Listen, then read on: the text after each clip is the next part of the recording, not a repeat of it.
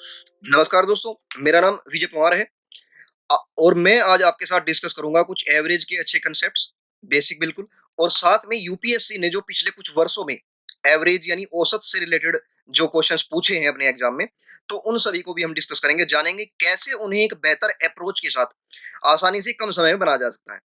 तो चलिए शुरू करते हैं। जैसा कि मैंने आपको बताया मेरा नाम विजय पवार है। मैंने ग्रेजुएशन में बीएससी की है मैथमेटिक्स सब्जेक्ट से। मैंने एसएससी सीजीएल 2019 और सीएचएल 2019 दोनों ही एग्जाम्स को क्रैक किया है। टीचिंग एक्सपीरियंस की यदि मैं बात करूं तो पिछले 7 इयर्स का मुझे पढ़ाने का अनुभव है। तो अब बात करते हैं कि what is called average. Average कहते किसको है? तो जैसा कि आपने देखा भी होगा कि सभी को पता होगा ये बात, तो क्या कि एवरेज का हिंदी में शाब्दिक अर्थ क्या होता है? ये होता है औसत। औसत बोलते हैं एवरेज को। तो आप यहां से मुझे एक बात बताइए, क्या आपने इस वर्ड का यूज काफी बार अपनी लाइफ में नहीं किया? कई बार बच्चे कहते हुए सुनाई देते हैं क्या कि भाई हम एक एवरेज स्टूडेंट है, हमारा एग्जाम क्लियर हो गया नहीं। तो एवरेज से क्या मतलब है? यानी वो बहुत ज्यादा इंटेलिजेंट तो नहीं है और स्टूपिड भी वो नहीं है, तो उनके बीच की कोई वैल्यू है?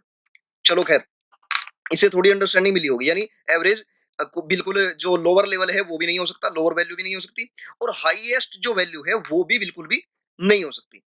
तो अगर मैं बात यहाँ पे करूँ तो मेरे पास जो यूपीएससी सी सेट का जो एग्जाम है, बल्कि यूपीएससी का एग्जाम की बात करूँ या किसी भी एग्जाम की बात करूँ जो कॉम्पिटेटिव एग्जाम है, वहां पर मैथमेटिक्स जो बैकग्राउंड के बच्चे होते हैं वो भी होते हैं और साथ में नॉन मैथ्स वाले बैकग्राउंड के जो बच्चे होते हैं वो भी होते हैं।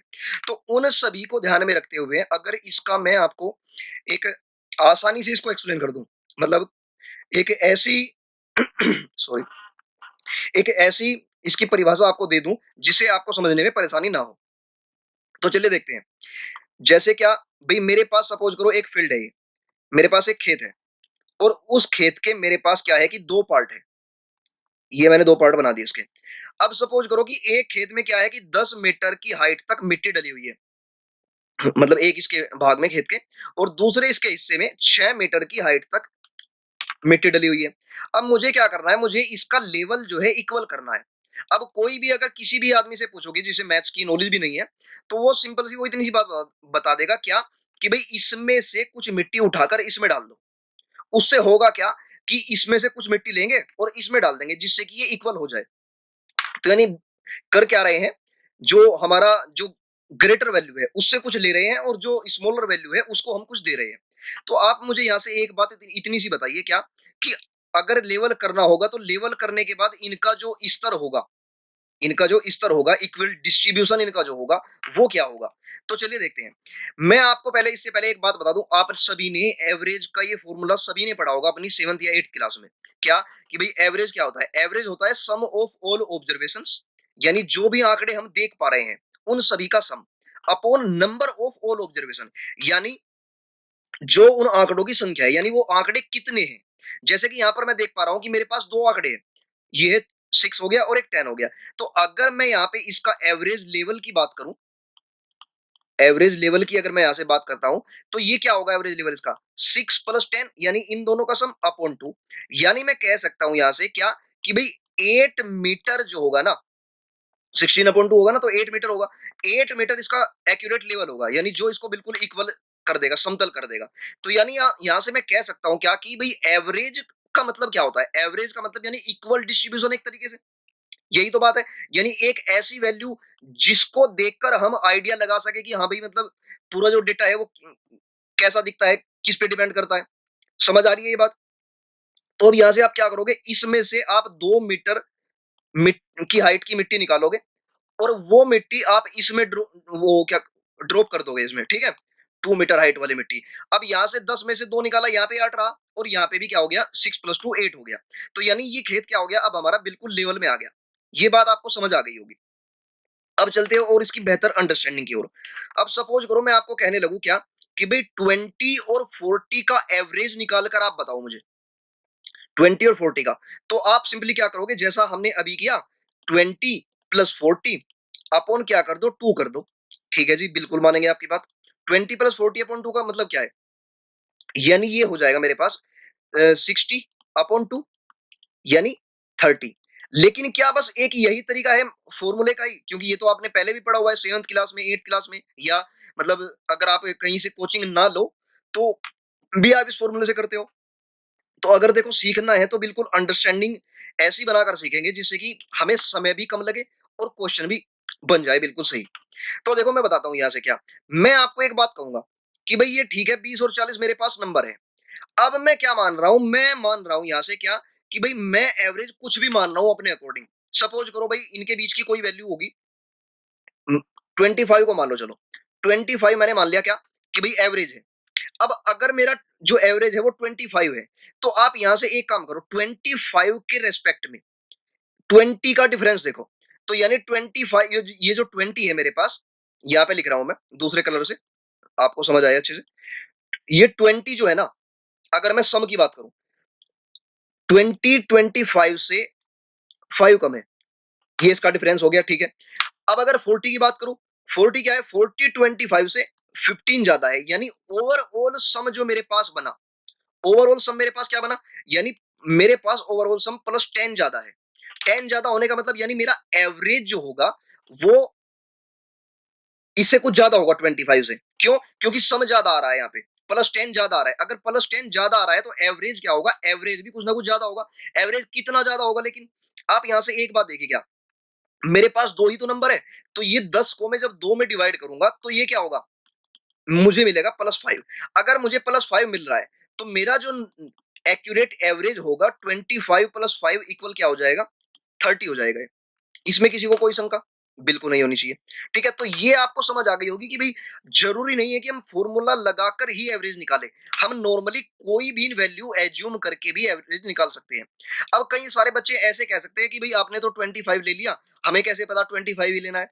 आप क्या मानना चाहते हो, 30 मान ले, चलो 30 ही मान लेते हैं हमें, लेकिन हमें नहीं पता है अभी कि एवरेज हमारा 30 आने वाला है। ठीक है, तो आप ऐसे मानो कि आपका एवरेज क्या है, 30 है, मैं यहाँ पे बता रहा हूँ। तो नंबर क्या थे मेरे पास, 20 एंड 40। और मैं आपने कहा कि भाई एवरेज जो है आपका इमेजिनरी एवरेज, आपने वो 30 माना, ये इमेजिनरी एवरेज है। ठीक है, अब 30 अगर आप मान रहे हो तो आप यहां से देखो क्या कि भाई आपका जो 20 है ना, वो 30 से कितना लेस है, 20 30 से आपका 10 लेस है। ठीक है, और 40 क्या है, 10 ज्यादा है। तो यानी यहां से अगर मैं इनके ओवरऑल सम की बात करूं, यहाँ पे -10 + 10, ये क्या होगा, ये मुझको जीरो देगा। अब जीरो देने का मतलब क्या है, यानी मेरा जो एवरेज मैंने माना बिल्कुल एक्यूरेट है, क्योंकि आप जीरो को अगर टू में डिवाइड करोगे, क्योंकि दो नंबर आपके पास है, तो जीरो ही मिलेगा फिर भी आपको। तो यानी हम कह सकते हैं यहाँ से क्या भाई हमारा जो एवरेज है वो 30 होगा। कोई भी वैल्यू हम मान सकते हैं। सपोज करो आप कहने लोगे भाई नहीं, मैं तो मेरा मन नहीं मान रहा, मैं 35 मानूंगा। ठीक है, आप 35 मानो, कोई प्रॉब्लम नहीं है। आपने अब की बार इमेजिनरी एवरेज क्या माना, 35 माना। ठीक है, इसको लेकर चलते हैं। इमेजिनरी एवरेज अगर 35 है तो 20 का 35 से डिफरेंस क्या है, 20 ये जो 15 लेस है इससे, 35 से। अब 40 की अगर मैं बात करूं तो 40 क्या है मेरा, 5 ज्यादा है 35 से। तो यानी मुझे ये वैल्यू क्या मिल रही है, मुझे ये वैल्यू मिल रही है यहाँ पर अब की बार -10। -10 का मतलब क्या हुआ, यानी मेरा जो एवरेज है वो कम होगा। ठीक है, क्योंकि मेरा सम जो आ रहा है वो 10 कम आ रहा है। सम अगर 10 कम आ रहा है तो जब हम उसको दो में डिवाइड करेंगे, क्योंकि यहाँ पर मेरे पास दो ही नंबर्स है ना, तो मेरे पास जो एवरेज होगा वो 5 कम होगा। 5 कम होने का मतलब क्या होगा, 35 -5 = 30। तो आई होप कि ये बात तो आपको बिल्कुल से समझ आ गई होगी। ठीक है, अब इसी पे कुछ और अच्छे क्वेश्चन करते हैं, आपकी जो अंडरस्टैंडिंग है और थोड़ी बेहतर होगी, और आप चीजों को आसानी से समझोगे और कर पाओगे। चलिए देखते हैं। जैसे मुझे यहाँ पर निकालना है, एवरेज निकालना है मुझे 35 25 और 30 का। ठीक है, तो 35 25 30 आप अपने मन से कोई भी वैल्यू मान लो। मेरा जो लोएस्ट, मैंने क्या कहा था, मैंने कहा था कि लोएस्ट वैल्यू और लार्जेस्ट वैल्यू ये कभी भी मुझे एवरेज नहीं दे सकती, मतलब ये कभी एवरेज हो ही नहीं सकती, इनके बीच की कोई वैल्यू होगी। आप कह रहे हो यहाँ से कि आप 32 मान लो। ठीक है जी, 32 मान लेते हैं। 32 अगर मैं यहाँ पे मान रहा हूं तो आप मुझे एक बात बताइए यहाँ से, ये जो 35 है, ये जो 35 है आपका, ये 32 से कितना ज्यादा है, ये +3 ज्यादा है। ठीक है, और 25 क्या है, 25 32 से -7 कम है, और 30 ये 32 से -2 कम है। अगर ये सब मेरे पास है तो आप मुझे यहां से ये बताइए कि यहाँ पे 3 -9, यानी मेरा जो एवरेज होगा वो कम होगा, क्योंकि -6 आ रहा है। -6 आने का मतलब क्या है, यानी हम इसको 3 में डिवाइड करेंगे अगर एवरेज मुझको देखना है। ये क्या है, ये मेरे पास सम कम है। ठीक है? जोड़ कम है। अगर मैं एवरेज देखना चाहूँ एवरेज देखना चाहूँ तो मैं 3 में डिवाइड करूँगा। यानी मैं कह सकता हूँ एवरेज क्या होगा मेरा 2 कम हो जाएगा। 2 कम होने का मतलब यानी 32 माइनस 2 इक्वल क्या हो जाएगा? एक्चुअल जो मेरे पास एवरेज होगा ये क्या होगा? ये 30 होगा। ये बात आपको समझ आ गई होगी। ठीक है। आप कहने लगो कोई और नंबर भी वैल्यू आप मान के मुझे बता दो। चलो मैं मान लेता हूँ यहाँ पे कोई भी नंबर। आप जरूरी नहीं है कि आप 25 और 35 के बीच में भी कोई वैल्यू माने। आप कोई भी वैल्यू मान सकते हैं। बिल्कुल, उसमें आप स्वतंत्र हैं। लेकिन मैं आपको सजेस्ट करूंगा कि कैलकुलेशन हमें ही करनी है। हमारे लिए कोई कैलकुलेशन और आकर तो करेगा नहीं। जब कैलकुलेशन हमें ही करनी है खुद को, तो आप यहाँ से कोई ऐसी वैल्यू मानो जो मतलब आपका मतलब बहुत ही इफेक्टिवली आप कर पाओ, जल्दी कर पाओ। ठीक है? जैसे कि यहाँ पे मैं कोई नंबर मान रहा हूँ, सपोज करो मैं 30 ही मान रहा हूँ एवरेज, मुझे नहीं पता कि एवरेज 30 है। अगर मैं यहाँ पे एवरेज 30 मान रहा हूँ, तो इसका अगर मैं डिफरेंस देखूं किससे, ये जो मेरे पास है 35 से अगर इसका डिफरेंस देखूं मैं, तो आप मुझे बताइए 35 क्या है? 5 ज्यादा है 30 से। और 25 क्या है? 25 आपका 5 कम है 30 से। और 30 का तो डिफरेंस क्या है? जीरो ही है। तो यहां से मुझे ओवरऑल जो सम मिला जीरो मिला, और जीरो को भी अगर मैं 3 में डिवाइड करूंगा तो मुझे जीरो ही मिलेगा ना। तो यानी ऑब्वियस सी बात है, मैंने जो एवरेज अपना जो इमेजिनरी एवरेज 30 माना, एक्चुअल में मेरा जो एवरेज है वो यही है। सो समझ आ गया होगा, आशा करता हूं मैं ये अब। ठीक है। तो चलिए एक क्वेश्चन और करेंगे इस पे।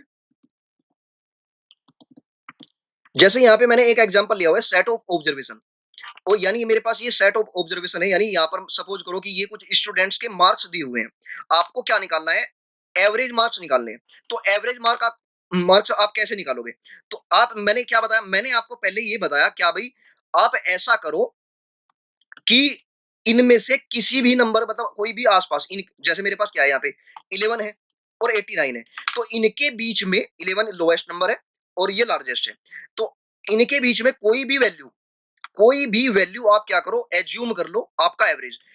मुझे यहाँ पर एक जो सटीक सा नंबर नजर आ रहा है जिससे कैलकुलेशन आसान हो सकती है, वो वो मुझे 50 नजर आ रहा है। अगर मुझे 50 नजर आ रहा है तो आप एक बात बताओ, ये 25 क्या है? ये आपका 25 लेस है 50 से। और 40 क्या है? 40 आपका वो सॉरी 46 आपका 50 से 4 लेस है। 64 क्या है? 64 आपका 14 ज्यादा है। 89 क्या है? ये 39 ज्यादा है। 11 की अगर मैं बात करूं, तो 11 की मैं यहां पे बात करूं अगर आपको, तो ये क्या है? ये 39 मेरा क्या है? कम है। और 17 की अगर मैं बात करूं तो ये क्या है? 33 कम है। तो अब आप यहां से एक बात बताइए, क्या आपका जो ओवरऑल सम बना एक्स्ट्रा मतलब ज्यादा या कम कितना बना? आप एक बार बताइए। यहाँ पे 39 से 39 तो कैंसिल हो ही जाना है। अब आप इनको नेगेटिव को देख लो पहले, -25 -4 यानी -29। और -29 के साथ -33 को आप जब देखोगे तो ये आपको मिलेगा -62 और +14। यानी आप कह सकते हो क्या कि जब आपका जो सम है ना, आपने सब गलती से ज्यादा ले लिया और वो सम जो है आपका 48 कम होना चाहिए। मतलब इन सभी का सम जो है आपने एवरेज 50 माना। एवरेज 50 मानने का मतलब क्या है?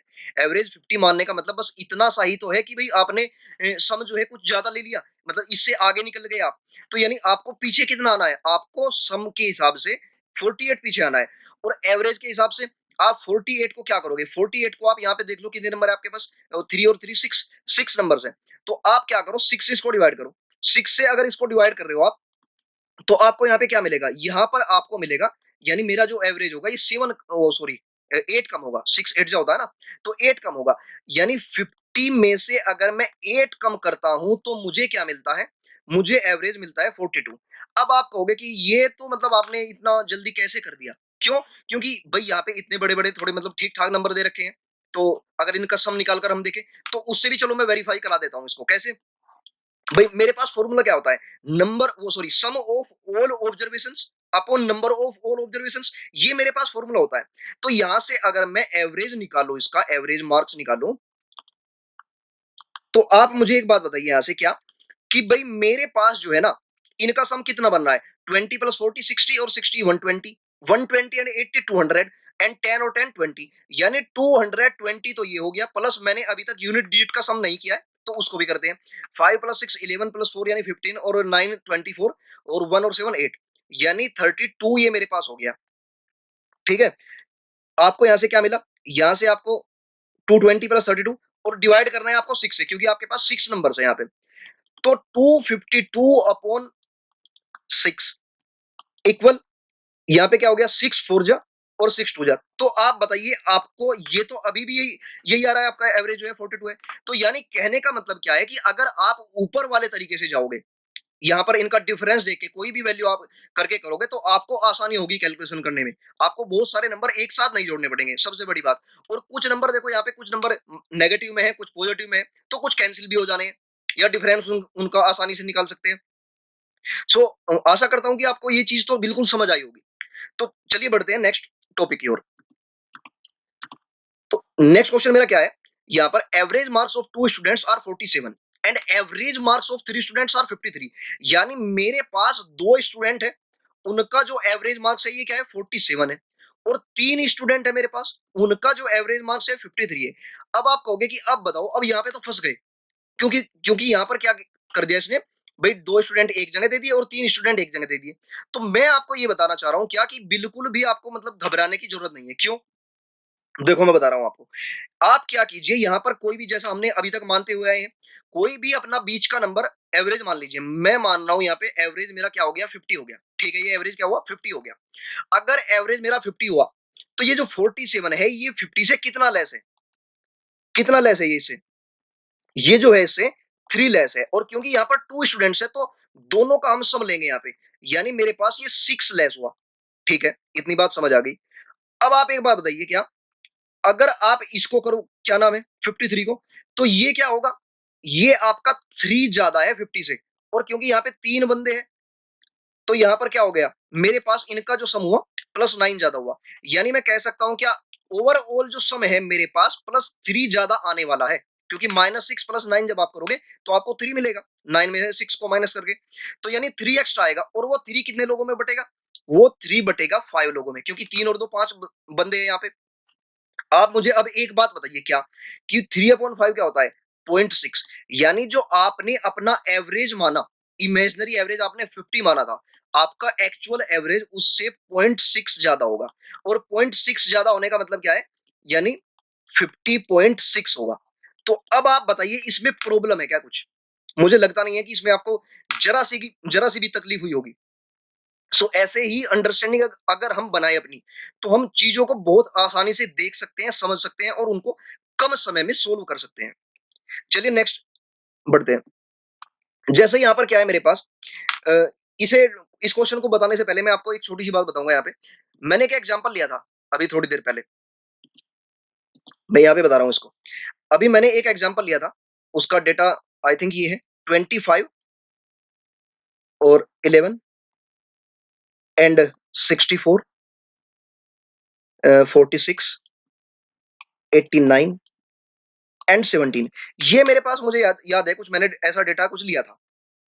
ठीक है, और मैंने जो इसका एवरेज निकाला था, ये मैंने निकाला था 42। ये एवरेज मैंने क्या निकाला था, 42 निकाला था इसका एवरेज। तो अब यहां से आप एक बात देखिए, क्या कि भाई आप अगर 25 से इसका डिफरेंस देखते हो, 25 से कहने का मतलब, यानी आप यहां से एक काम करिए, आप जो भी 42 से छोटे नंबर है, मतलब यहाँ पर एवरेज के रेस्पेक्ट में कुछ नंबर्स ऐसे होंगे जो 42 से क्या होंगे, छोटे होंगे, एवरेज से छोटे होंगे। और कुछ नंबर्स यहाँ पर ऐसे हैं जो एवरेज से क्या है, बड़े हैं। तो आप एक बात बताइए, अगर मैं 25 का 42 से डिफरेंस निकालूं, तो ये मुझे क्या मिलेगा, ये मुझे क्या देगा, ये मुझे देगा ये 17 देगा। ये क्या देगा, ये 17 देगा, यानी -17। 17 माइनस क्या क्या रिप्रेजेंट कर रहा है, यानी ये इससे कम है। ठीक है, लेस है। यानी, और अब अगर आप 11 देखो, 11 का आप क्या करोगे, 11 जो है आपका, ये आपका 31 लेस है 42 से। ठीक है, अगर आप 17 को अगेन देखो, 17 आपका क्या है, 25 लेस है, 25 लेस है आपका। अब बात करते हैं उन नंबर्स की जो आपके पास क्या है, बड़े नंबर्स है, जो आपके पास बड़े नंबर्स है एवरेज से। 64 कितना ज्यादा लिए हुए बैठा है, 64 यहां पर आपका 22 ज्यादा लिए हुए बैठा है। ऐसे ही 46 क्या है आपका, 46 आपका +4, यानी 4 एक्स्ट्रा लिए हुए बैठा है। और 89 आपका 47 एक्स्ट्रा लिए हुए बैठा है। अब आप ये कहोगे कि आप ये हमें दिखा क्या रहे हो, मतलब कहना क्या चाहते हो? तो देखो मैं बता रहा हूं क्या, भाई यहां पर मैं आपको एक टर्म से इंट्रोड्यूस करूंगा। एक टर्म होती है सरप्लस। तो सरप्लस जो है वो किसको बोलते हैं? क्या होता है सरप्लस? एवरेज के रेस्पेक्ट में जो बड़े नंबर्स होते हैं, एवरेज के रेस्पेक्ट में बड़े नंबर्स जो होते हैं और बड़े नंबर्स का एवरेज से जो डिफरेंस हम निकाले, उसको हम सरप्लस बोलते हैं। एवरेज के रेस्पेक्ट में बड़े नंबर्स का जो डिफरेंस होता है, उसको हम सरप्लस बोलते हैं। यानी +22, +4 और +47। तो यानी आपको जो ओवरऑल जो टोटल सरप्लस आपको यहां से मिला 22 और 4 40 सॉरी 26 और 47 यानी 73 आपके पास ये बनेगा। ठीक है। अब बात करते हैं एक नई टर्म डेफिसिट की। ये डेफिसिट क्या होता है? डेफिसिट देखो उसको बोलते हैं जो रेस्पेक्ट इसके एवरेज के रेस्पेक्ट में जो छोटे नंबर्स हैं और उनका जो डिफरेंस होता है, एवरेज के रेस्पेक्ट में छोटे नंबर्स का जो डिफरेंस होता है उसको डेफिसिट बोलते हैं। जैसे -17 है मेरे पास, -31 है और -25 है। तो आप मुझे यहां से बताइए 17 और 31 यानी 48 और 48 5 यानी आपका 53 73 बन गया ये भी। तो यहां से आपको एक बात तो समझ आ गई होगी क्या, कि मेरे पास सरप्लस वैल्यू और डेफिसिट वैल्यू, ये दोनों वैल्यू तो इनका जो मतलब अगर इनकी मैग्नीट्यूड वैल्यू देखूं, अगर मैं इनका साइन ना देखूं, साइन ना देके इनकी एब्सोल्यूट वैल्यू अगर देखूं, तो वो तो 73 है मेरे पास, यानी इक्वल है दोनों की। तो यानी यहां से एक बात मुझे सीखने को मिलती है, क्या, कि हमेशा ये जो सरप्लस है और डेफिसिट जो है, इनकी मैग्नीट्यूड वैल्यू ऑलवेज इक्वल होगी। अगर इनकी मैग्नीट्यूड वैल्यू ऑलवेज इक्वल रहने वाली है, तो आप मुझे यहां से एक बात बताइए क्या, कि भाई अगर मैं इनका सम करूं, तो उस सम को मैं नाम देता हूं नेट डेविएशन। डेविएशन मींस यानी एक तरीके से जो नेट अंतर क्या है, नेट अंतर क्या बनेगा? तो नेट अंतर जो होगा, नेट डेविएशन जो होगा, ये हमेशा क्या होगा, जीरो होगा। जीरो क्यों? क्योंकि जब आप दो ऐसे नंबर्स को जोड़ोगे जो कि सेम है और साइन में अपोजिट है, 73 में से 73 को बेसिकली आप माइनस करोगे तो आपको जीरो मिलेगा। ये बात आपकी समझ आ गई? क्योंकि ये क्या था, ये भी डिफरेंस था। ये डिफरेंस किसका था? एवरेज के रेस्पेक्ट में ग्रेटर नंबर्स का सरप्लस। और डेफिसिट क्या था? एवरेज के रेस्पेक्ट में जो छोटे नंबर्स हैं उनका जो डिफरेंस था।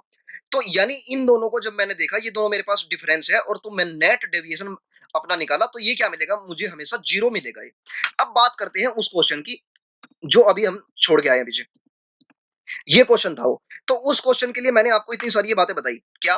कि भाई अगर आप एक बार बताइए मुझे यहाँ से, मेरा जो एवरेज है, यहाँ पे इसने दिया है कि एवरेज आपका 35 है। ठीक है। एवरेज अगर आपका 35 है, तो आप यहाँ से क्या कीजिए, आप उन नंबर्स को देखिए जो कि छोटे हैं। 10 क्या है? 10 आपका 15 लेस है। ठीक है।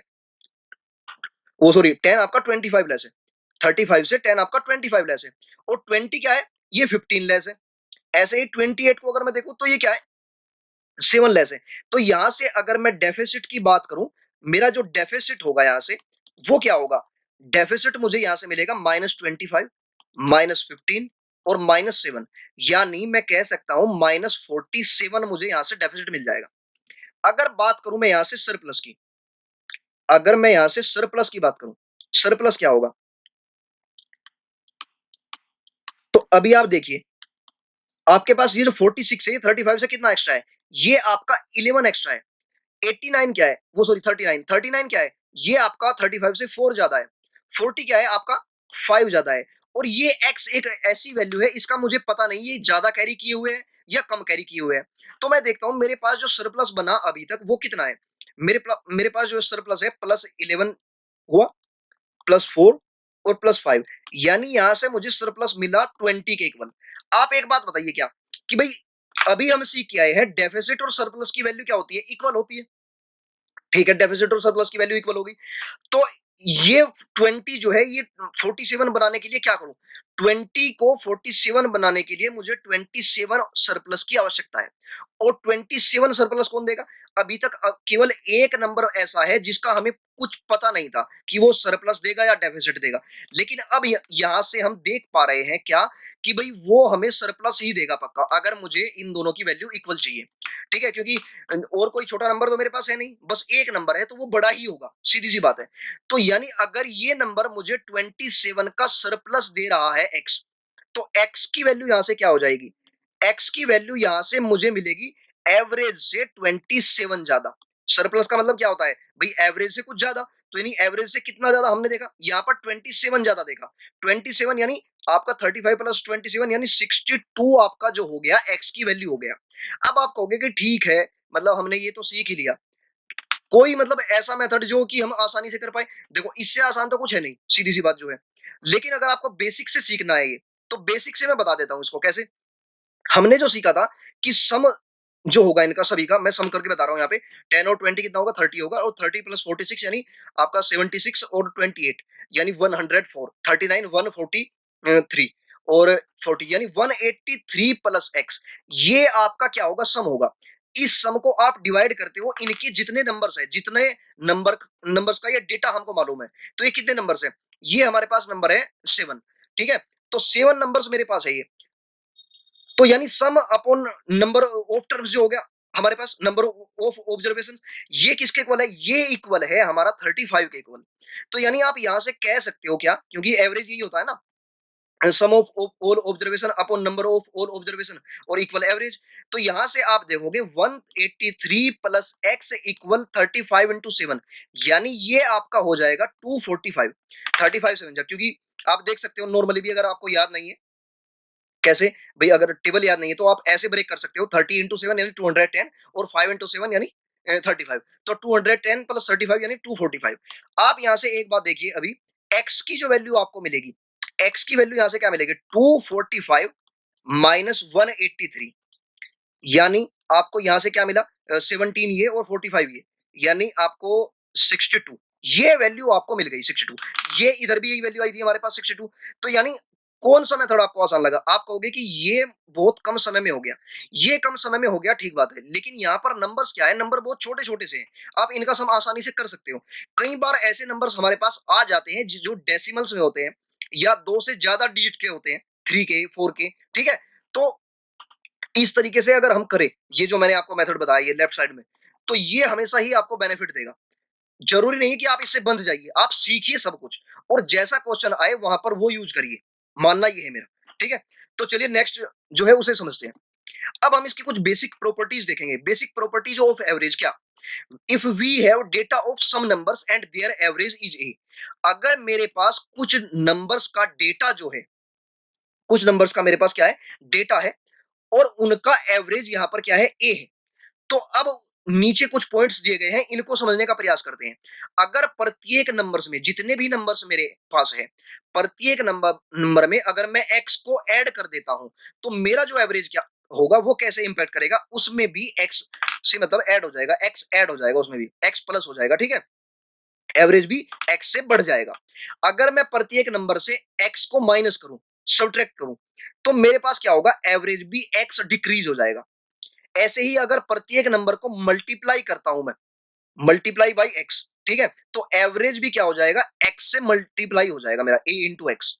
अगर डिवाइड करता हूं प्रत्येक नंबर को एक्स से, तो मेरा जो एवरेज होगा वो भी एक्स से क्या हो जाएगा, डिवाइड हो जाएगा। ये बात आपको समझ आ गई होगी।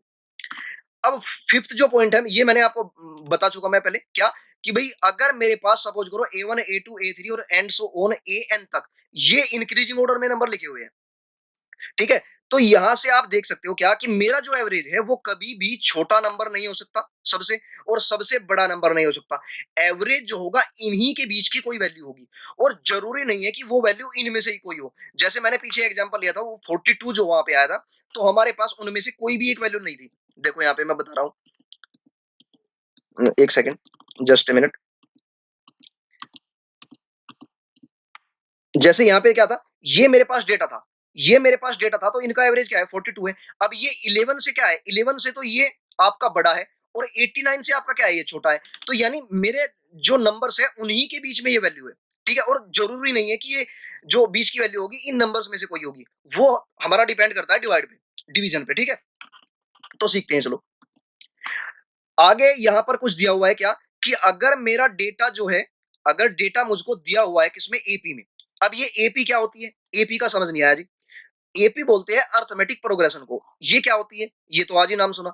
अर्थमेटिक प्रोग्रेशन का अगर मैं नाम बताऊं आपको, इसको हिंदी में कहते हैं समांतर श्रेणी। क्या कहते हैं इसको, समांतर श्रेणी बोलते हैं इसको। ठीक है, एक ऐसी सीरीज जिसका समांतर से क्या मतलब है, आपको यहां पर अगर हिंदी के शब्दों को आप थोड़ा सा तोड़ कर देखें, समांतर का मतलब क्या है, यानी समान अंतर, यानी आपका जो कॉमन डिफरेंस है वो इक्वल होगा हर जगह। जैसे कि चलो एग्जांपल के माध्यम से समझते हैं, जैसे मेरे पास यहाँ पर एक 2 है, फिर 4 है, फिर 6 है, फिर 8 है, फिर 10 है, फिर 12 है। यानी ये मेरे पास अगर कोई सीरीज है, तो इसमें सभी का जो अंतर है अगली टर्म का, वो क्या है? 2 है। 2 के बाद 4, यहाँ पे 2 का आया। 4 के बाद 6, यहाँ पे 2 का आया। तो इसी तरीके से आप देख सकते हो कि किन्हीं भी दो टर्म्स के बीच में कॉमन डिफरेंस जो होगा, वो क्या होगा? वो 2 होगा।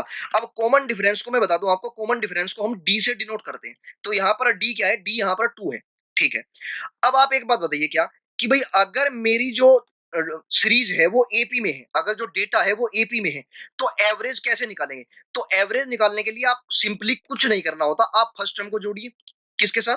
लास्ट टर्म के साथ, यानी 2 प्लस 12 अपॉन 2 कर दीजिए, यानी first term plus last term upon 2। तो आपको यहां से एवरेज पता चल जाएगा, यानी 14 अपॉन 2, यानी एवरेज क्या होगा आपका इस सीरीज का? 7 हो जाएगा। समझ आई? आ गई ये बात? बिल्कुल आ गई होगी।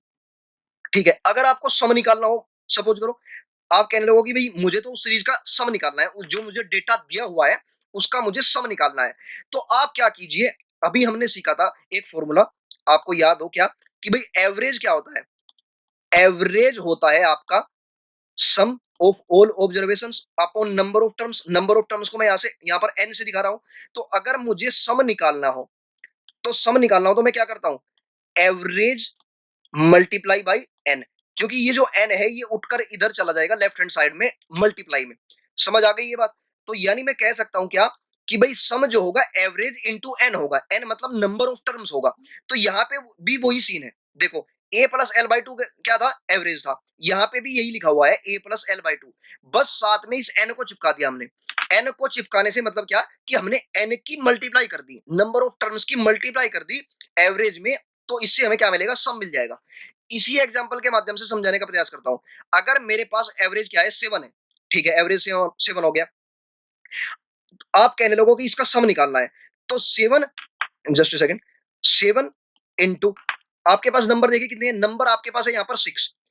7 इंटू 6, यानी एवरेज आपको, सॉरी, सम आपको यहाँ पे मिलेगा 42। सम क्या मिलेगा? 42 मिलेगा यहाँ पर आपको। तो अब आप एक बात बताइए क्या, कि भाई ठीक है सम 42 मिल गया, एक बार वेरीफाई कर दो इसको।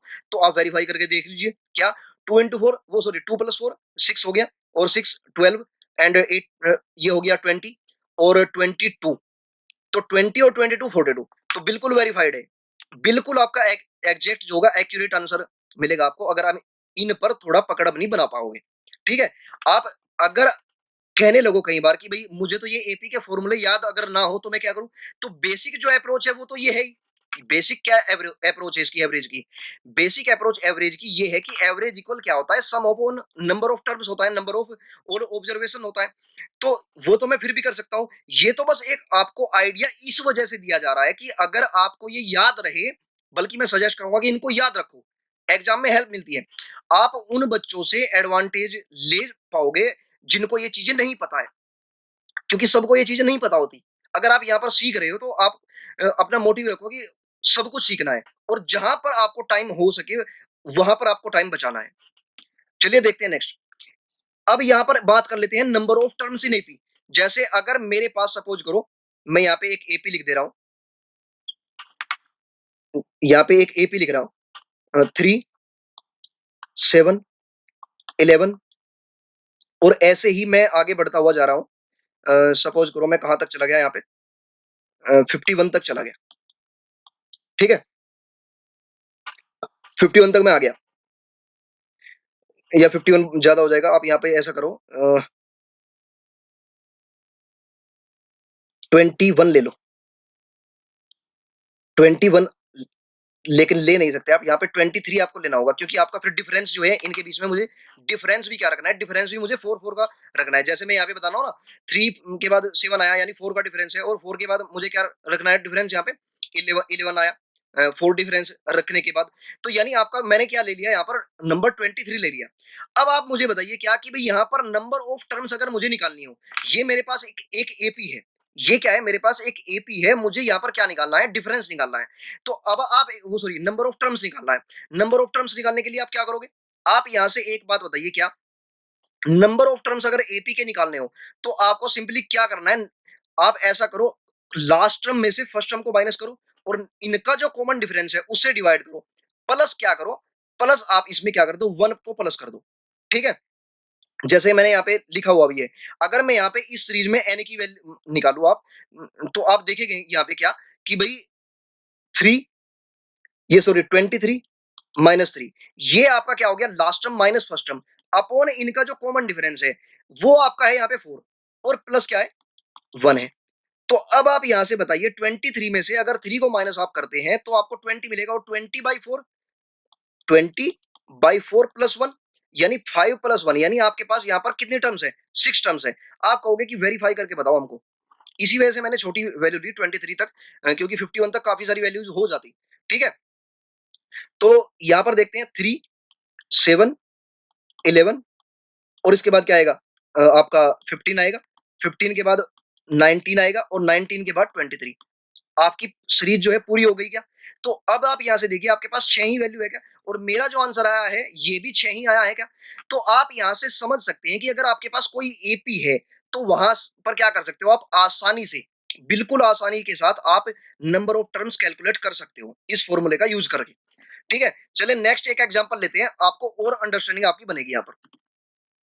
एक एग्जांपल है मेरे पास यहाँ पे कि the average of some consecutive even natural numbers is 101, find the sum of all even numbers. यानी मुझे क्या दिया, मुझे एक ऐसी सीरीज देखनी है यहाँ पे कि average of some first consecutive even natural number. तो अगर मैं यहाँ से सीरीज की बात करता हूं तो सीरीज क्या होगी 2, 4, 6, यही तो इवन नंबर्स होते हैं। और ऐसे ऐसे होता होता मुझे नहीं पता कि कहां तक ये गया हुआ है, बस मुझे बता दिया कि स्टार्टिंग के कुछ इवन नंबर्स हैं और वो कॉन्जिक्यूटिव है, मतलब लगातार चलने वाले हैं, उनका एवरेज 101 है। तो अब आप बताइए कि उनका सम क्या होगा। तो आप पहले तो यहाँ पर एक बात देखिए क्या कि अभी हम सीख के आए हैं क्या कि अगर एपी मेरे पास बनी हुई है, यहाँ पर भी तो एपी बनी हुई है ना, क्योंकि कॉमन डिफरेंस यहाँ पे 2 का है सभी का। अगर मेरे पास एपी बनी हुई है तो आप क्या करो, इसमें सिंपली फर्स्ट टर्म होती है मेरे पास और लास्ट टर्म होती है, first term plus last term upon 2 जो होता है ये मेरा एवरेज के इक्वल होता है। अभी हम सीख के आए हैं, तो एवरेज क्या है यहाँ पे 101। यहां से आप कह सकते हो क्या कि 2 प्लस एल इक्वल क्या हो गया आपके पास 202 हो गया। यानी एल क्या मिली आपको यहां से, एल यहां पर आपको मिली 200, यानी लास्ट टर्म आपको 200 मिली। ठीक है, लास्ट टर्म आपको 200 मिल गई। अब यहां पर आपको क्या करना है, आप सम कैसे निकाल पाओगे। सम निकालने के लिए क्या होता है कि average into number of terms करना होता है। अभी मेरे पास यहाँ पर लास्ट टर्म तो है लेकिन नंबर ऑफ टर्म्स तो नहीं है, तो फिर क्या करें, मैं बताता हूं क्या करना है। मैं अभी आपको बता के आया हूं पीछे कि एन क्या होता है, नंबर ऑफ टर्म्स क्या होता है, लास्ट टर्म, लास्ट टर्म क्या है 200 और फर्स्ट टर्म इनका डिफरेंस अपॉन जो कॉमन डिफरेंस है जो कि यहाँ पे 2 है, और प्लस कर देना है हमको 1। तो यहां से आप सीख सकते हो, देख सकते हो क्या कि ये 200 में से 2 गया, 198 अपॉन क्या आ गया 2 आ गया, प्लस में 1 है, तो यानी यहां पर 99 प्लस 1 हमें ये मिला 100 के इक्वल। यानी नंबर ऑफ टर्म्स मेरे पास क्या है 100 है। ठीक है, अब आप देखो क्या कि भाई अगर आपको सम निकालना है ना आपको, तो सम के लिए क्या करते हैं, average into number of terms करते हैं। एवरेज इन्होंने दिया हुआ है 101 है और नंबर ऑफ जो टर्म्स है 100 है मेरे पास। ठीक है, तो आपका जो सम आएगा ये क्या होगा 10,100 आपका क्या हो जाएगा सम हो जाएगा, जो कि ऑप्शन ए है। तो this will be your correct answer. ये बात समझ आई बिल्कुल। अब यहां पर मैं एक छोटा सा पॉइंट आपको बताना चाहूंगा क्या कि भाई मैं यहां पर इवन नंबर्स की अगर बात कर रहा हूं, इवन नेचुरल नंबर्स की कॉन्जिक्यूटिव नंबर्स की अगर मैं बात कर रहा हूं, तो मेरे पास क्या है कि 2 से लेके 200 तक मेरे पास सारे इवन नंबर्स मुझे लेने हैं। तो अगर मैं 1 से 200 तक की बात करूं, 1 से 200 तक मेरे पास कुल 200 नंबर्स है, कुल 200 संख्याएं हैं। अगर 200 संख्याएं हैं तो 200 में से क्या होता है कि भाई आधी क्या होंगी, आधी तो मेरी इवन नंबर होगी और आधी क्या होंगी मेरी ओड नंबर होंगी। तो यानी मैं कह सकता हूं क्या, आप यहां से ये आइडिया भी ले सकते थे कि मेरी जो 200 तक जा रही है वैल्यू, तो इसका मतलब इनमें से अगर मैं ओड नंबर्स को हटा दूं, ओड नंबर्स कितने हैं 100 है, तो इवन नंबर भी मेरे क्या होंगे 100 होंगे। तो सीधी सी बात है आधे इवन नंबर आधे ओड नंबर। लेकिन अगर आप स्टार्टिंग से चल रहे हो तभी आप इस चीज को अप्लाई करो। ठीक है, आप कई बार क्योंकि कर तो आगे भी सकते हैं, लेकिन कई बार अगर आपको बीच में से नंबर दे दिए जैसे 50, 52 इस तरीके से यहाँ से आपको सीरीज दे दी, तो वहां पर आपको थोड़ी कठिनाई का सामना करना पड़ सकता है। निकाल वहां पे भी बेसक सकते हैं, एक फ़ॉर्मूले का यूज़ करके। लेकिन इतना फ़ॉर्मूला मैं आपको रटाऊँगा नहीं। बिल्कुल बेसिक जो अंडरस्टैंडिंग पे होगी, बेसिक जो अंडरस्टैंडिंग होगी जिसको जिसको आसानी से एग्ज़ाम में सोचा जा सके और क्विक तरीके से किया जा सके, वही यहाँ पर मैं आपको बताने का प्रयास करूँगा। चलिए नेक्स्ट देखते हैं क्या है। अब यहाँ पर हम कुछ डिस्कस करेंगे क्या यूपीएससी ने जो जीएस पेपर 2 होता है सीसेट का, उसके प्रीलिम्स में पिछले कुछ वर्षों में कैसे क्वेश्चंस पूछे हैं और कैसे मतलब हमको इनको सोल्व करना है आसानी से। अब आप मैं बेसिक से भी बताऊँगा और आपको जो क्विक अप्रोच होगी वो भी बताऊँगा, बिल्कुल आपकी अंडरस्टैंडिंग के आधार पर। ऐसा नहीं है कि हवा में तीर मारने वाली बात है बिल्कुल। बिल्कुल सब कुछ क्रिस्टल क्लियर होगा, डोंट वरी। अब यहाँ पर दिया गया है क्या कि the average marks of 100 students are given to be 40। It was found later that marks of one student were 53 which were misread as 83। The corrected mean marks are, ये मतलब करेक्टेड मीन मार्क्स यानी average marks हमको बताने हैं। यहाँ पर क्या है कि भाई 100 स्टूडेंट्स है और 100 स्टूडेंट्स का जो एवरेज है वो 40 मिला हमें। लेकिन बाद में देखा गया कि भाई एक स्टूडेंट्स के जो मार्क्स थे वो थे तो 53, लेकिन गलती से हमने 83 रीड कर लिया उसको। तो क्या करें? तो करेक्ट जो मीन होगा, करेक्ट जो एवरेज होगा, वो बताइए आप हमें क्या होगा? चलिए देखते हैं क्या होगा। आप एक बात बताइए, आप यहां से पहले अगर सम निकालना चाहो सभी का, सभी के मार्क्स का, तो कैसे होगा? सम क्या होता है? एवरेज, एवरेज मेरे पास क्या है यहाँ पे? एवरेज है 40, average into number of students. 100 students है और 40 एवरेज है, तो आपको जो सम मिलेगा ये 4000 मिल जाएगा क्या? ठीक है। लेकिन ये कैसा सम है? ये क्योंकि आपने यहाँ पर 53 को 83 रीड कर लिया, तो ये आपका इनकरेक्ट सम है। कैसा सम है? इनकरेक्ट सम है। तो करेक्ट सम क्या होगा आपके पास? आप करेक्ट सम देखो यहां से। करेक्ट सम क्या होगा? करेक्ट सम आपका ये होगा कि 4000 है, ठीक है, कोई बात नहीं। लेकिन आपने जो 83 लिया उसको आप प्लीज इसमें से माइनस करो, क्योंकि वो तो आपको लेना नहीं है। तो फिर लेना क्या है? उसकी जगह हमें 53 लेना था, तो आप उसी को लो। मैंने ले लिया, ऐड कर लिया। तो यहां पर आप देख सकते हो क्या कि 4000 माइनस 83 प्लस 53 जो मैंने लिखा, इन दोनों का डिफरेंस क्या है? इन दोनों का डिफरेंस है 30, -30 होगा। तो 4000 में से अगर 30 को मैं माइनस करूंगा तो मुझे क्या मिलेगा? टू सॉरी 3970 ये मुझको मिल जाएगा। ठीक है, इतनी बात समझ आ गई। तो अगर मुझे करेक्ट सम मुझे मिल गया, तो आप कह सकते हो क्या कि भाई एवरेज होता क्या है? बेसिकली एवरेज क्या होता है? एवरेज तो सम अपॉन नंबर ऑफ स्टूडेंट्स या नंबर ऑफ टर्म्स वगैरह होता है। तो यानी यहाँ पर सम क्या है? सम है यहाँ पर 3970 और नंबर ऑफ स्टूडेंट्स क्या है? 100। तो आप कह सकते हो यहां से क्या कि भाई मेरा जो एवरेज मिलेगा मुझे 39.7 मिलेगा, जो कि मेरा करेक्ट आंसर होगा ऑप्शन बी। अब बताइए, ये तो हुई बेसिक अप्रोच, बिल्कुल। लेकिन क्या किसी और तरीके से इसको सोचा जा सकता है? इसे जानने का प्रयास करते हैं, चलिए। देखो, यहां पर आप एक बात बताइए क्या कि भाई 100 जो स्टूडेंट्स हैं उनके मार्क्स का जो एवरेज है ये क्या है? 40 है, ठीक है। आपने क्या किया? आपको जो है 53 लेना था, ये करेक्ट है, और आपने गलती से ले लिया 83 इनकरेक्ट वाले को। तो आप क्या करो? आप इनके बीच में डिफरेंस देखो। आपने डिफरेंस यानी आपने 30 एक्स्ट्रा ले लिया। क्या किया आपने?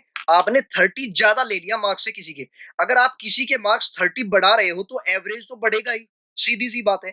अगर एवरेज बढ़ रहा है तो ये एवरेज जो 40 है ये बढ़ा हुआ एवरेज है, इसको मुझे कम करना है। इसको कम कितने से करना होगा? मुझे इसको कम करना होगा, देखो यहाँ पे 30 को मुझे कम करना होगा। 30, लेकिन मेरे पास क्या है? सम है। 30 मेरे पास क्या है? सम है। लेकिन अगर मुझे तो एवरेज के पॉइंट चाहिए, एवरेज के कितने पॉइंट कम करूं? तो यहां पर इसको डिवाइड कर दीजिए 100 से, क्योंकि 30 जो है 100 पे इंपैक्ट करेगा। अगर आप 30 आप लोगे उसमें से, सम में से, तो सभी को इक्वली इंपैक्ट करेगा। क्योंकि एवरेज का मतलब क्या होता है? इक्वली डिस्ट्रीब्यूशन ही तो होता है। तो अगर कोई एंट्री बाहर से ले रहा है या कोई जा रहा है, तो वो सभी को इंपैक्ट करके जाएगा। मतलब ऐसे नहीं कि अकेला चला जाएगा। ठीक है। तो यहां से आप देखिए 40 माइनस आप 0.3 अगर कर रहे हो, तो आपको क्या मिलेगा? यहां से 39.7 मिलेगा आपको। मतलब ना सम निकालने की जरूरत, ना 83 माइनस करके 53 प्लस करने की जरूरत है। ठीक है। तो देख सकते हैं क्या कि 39.7 जो कि मेरा करेक्ट आंसर है, ये मेरा आ गया। सो उम्मीद करता हूं कि आपको यहाँ पर कुछ क्लैरिटी आई होगी। नेक्स्ट क्वेश्चन देखते हैं। नेक्स्ट क्वेश्चन मेरे पास यहाँ पर है क्या कि किसी परिवार में दो बच्चे हैं और उनके माता पिता हैं। बच्चों और उनकी माता के वजनों का औसत जो है 50 केजी है, बच्चों और उनके पिता के वजनों का औसत 52 केजी है। यदि पिता का वजन 60 केजी है तो माता का वजन कितना है? आप यहाँ पर एक बात बताइए क्या कि भाई ठीक है, परिवार में 2 बच्चे हैं, उनके 2 माता-पिता हैं, यानी 4 जने हो गए परिवार में। और यहाँ पर हमें क्या दिया? बच्चों और उनकी माता के वज़नों का औसत 50 केजी दिया है। नेक्स्ट स्लाइड पे देखते हैं। यहाँ पर मैं लिख रहा हूँ क्या? कि एक तो उनकी माताजी है, एम लिख लिया मैंने इसको, और 2 चिल्ड्रन है, मैं सी से इसको डिनोट कर रहा हूँ, 2C, ठीक है? इनका जो एवरेज है, इनका जो एवरेज है, इनके वेट का, ये क्या है? ये 50 है। अगर एवरेज 50 केजी है, तो इनके अगर मैं सम की बात करता हूँ, इनके अगर मैं सम की बात करूं तो ये क्या होगा? सम तो 150 केजी हो जाएगा। क्यों हुआ ये? क्योंकि 3 बंदे हैं और मैंने 50 की 3 में मल्टीप्लाई कर दी। ठीक है। अब बात करते हैं फादर की। इनके पिताजी जो है और 2 बच्चे। अब की बार हमने क्या किया? माताजी को एक साइड बिठाया और पिताजी को कहा कि आप अब एंटर आओ और अब हम औसत निकालते हैं आपका, आपके वेट्स का। तो ठीक है, उन्होंने बोला ठीक है। अब यहाँ पर इनका जो वेट का एवरेज देखा, ये हमने देखा क्या? 52 केजी है। अगर ये 52 केजी है तो मेरे पास सम क्या होगा? मेरे पास सम यहाँ से मुझको मिलेगा 52 इंटू 3, क्योंकि बंदे तो अभी भी 3 ही हैं जो पार्टिसिपेंट्स हैं। तो यानी यहाँ से मुझको मिला 156 केजी। आपको यहाँ से एक बात तो समझ आ गई होगी क्या?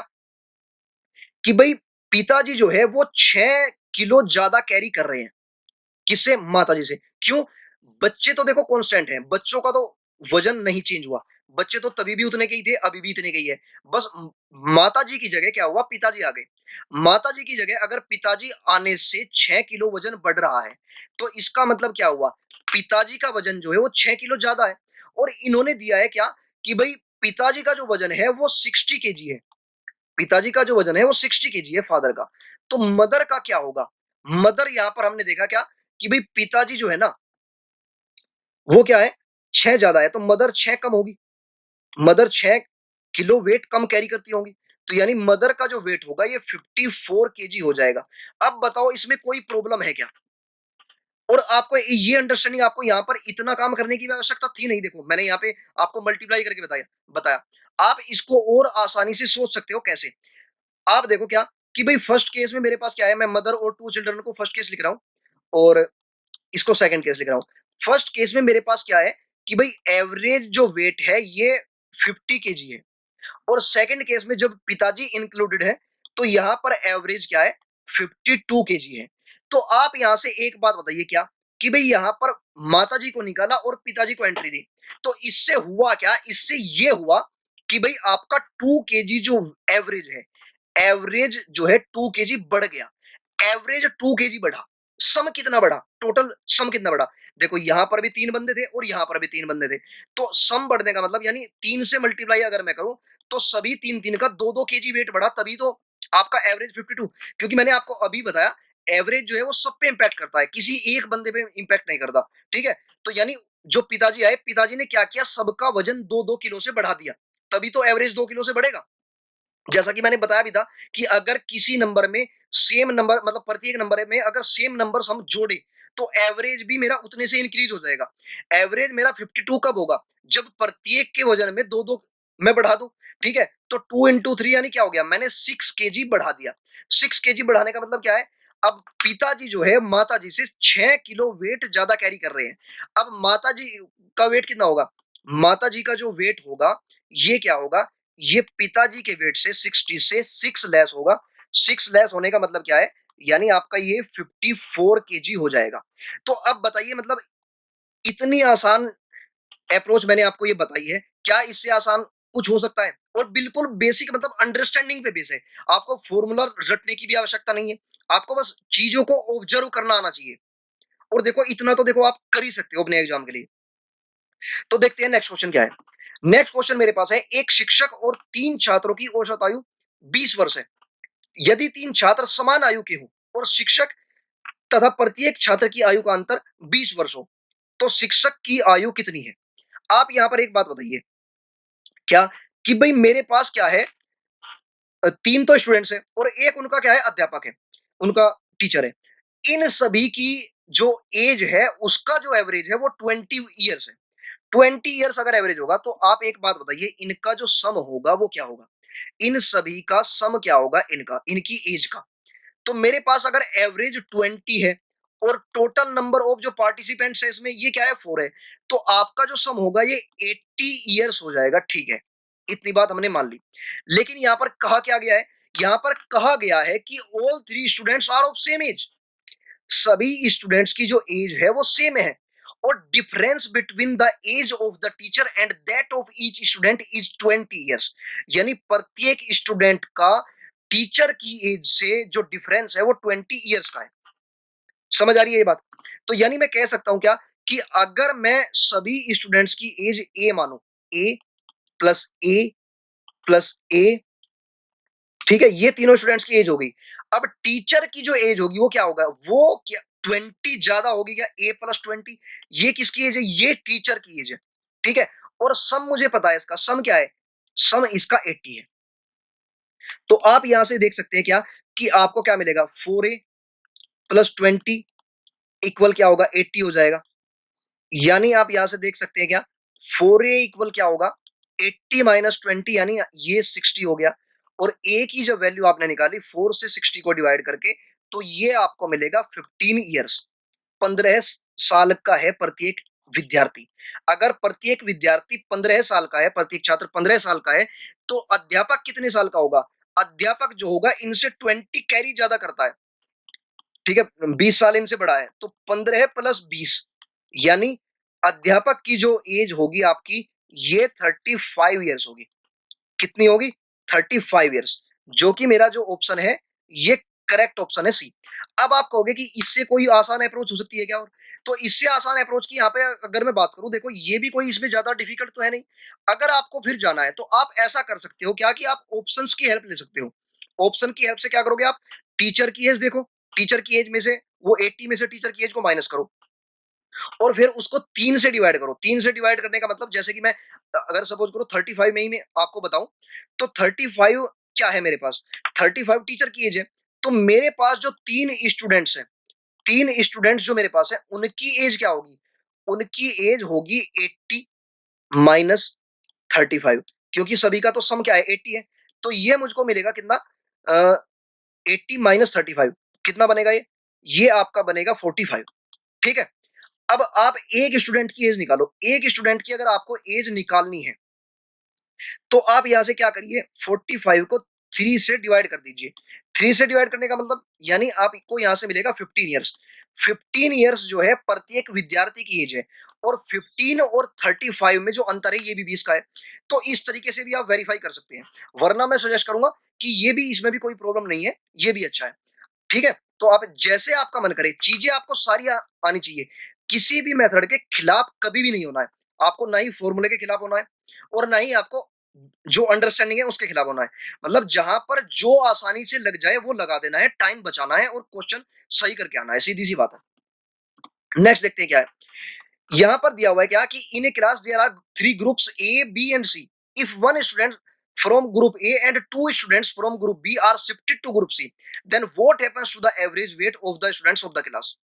To the average of the students of the class. हाँ ठीक है।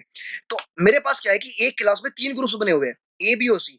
अगर ग्रुप ए से एक स्टूडेंट को उठाया और भेज दिया ग्रुप सी में, ऐसे ही दो स्टूडेंट्स को ग्रुप बी से उठाया और ग्रुप सी में भेज दिया, तो क्लास का जो एवरेज है उस पर कुछ फर्क पड़ेगा क्या?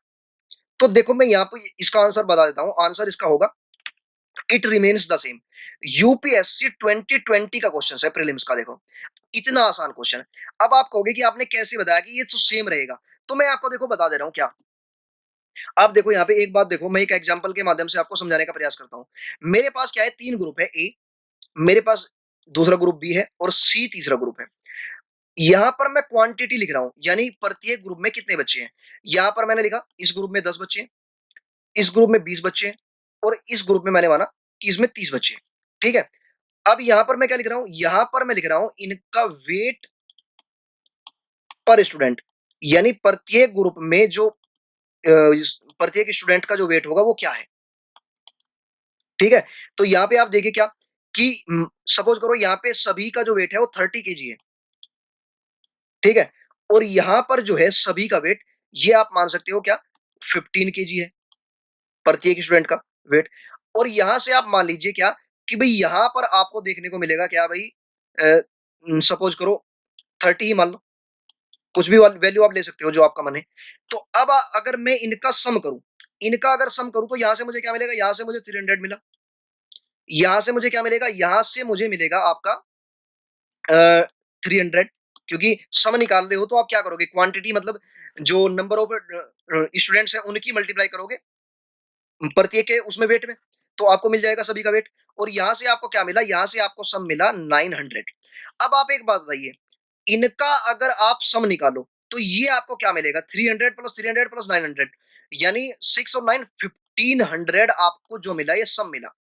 अगर आप एवरेज की बात यहां से करो, आप यहां से कहो कि एवरेज मुझे निकालना है, तो एवरेज के लिए क्या करोगे आप, 1500 को डिवाइड कर दोगे 10 प्लस 20 प्लस 30, यानी 60 से आप डिवाइड कर दोगे। 60 से डिवाइड करने का मतलब क्या है, यानी यहां पर आपको क्या मिलेगा, 25 केजी जो होगा आपका एवरेज वेट हो जाएगा।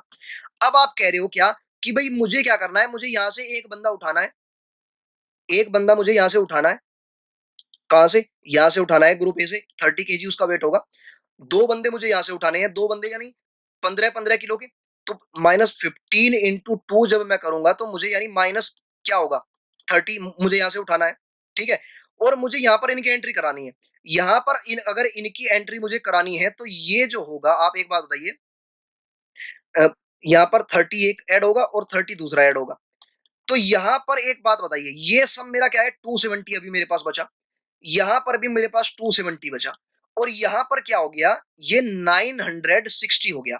तो अब आप एक बात यहां से देखिए क्या, कि इन सभी को ऐड कर दीजिए, इन सभी को ऐड करोगे तो क्या मिलेगा आपको, 200 400 400 900, यानी 1300, और 70 140, और 60 यानी 200। तो यानी ये आपका सम जो आ रहा है 1300 प्लस 200 1500 ही आ रहा है अभी भी।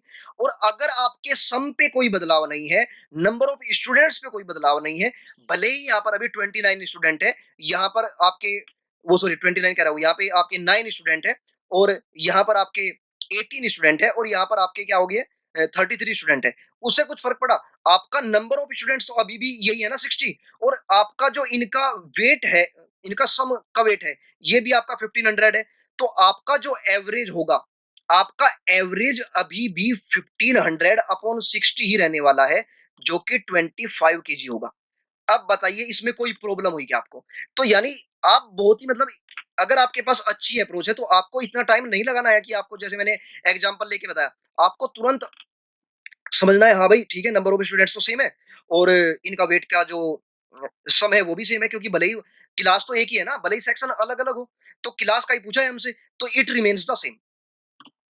नेक्स्ट बढ़ते हैं क्या है, अगला है हमारे पास कि एक बल्लेबाज का उसकी 50वीं पारी के बाद औसत स्कोर क्या है, 46.4 था।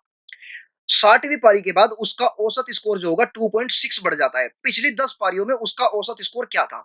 तो यानी यहां से देखते हैं क्या, कि भाई एवरेज है ना, एक एवरेज स्कोर एक बैट्समैन का, उसने 50 इनिंग्स खेली, 50 इनिंग्स खेलने के वो सॉरी 50 इनिंग्स खेलने के बाद उसका जो एवरेज आया वो 46.4 आया।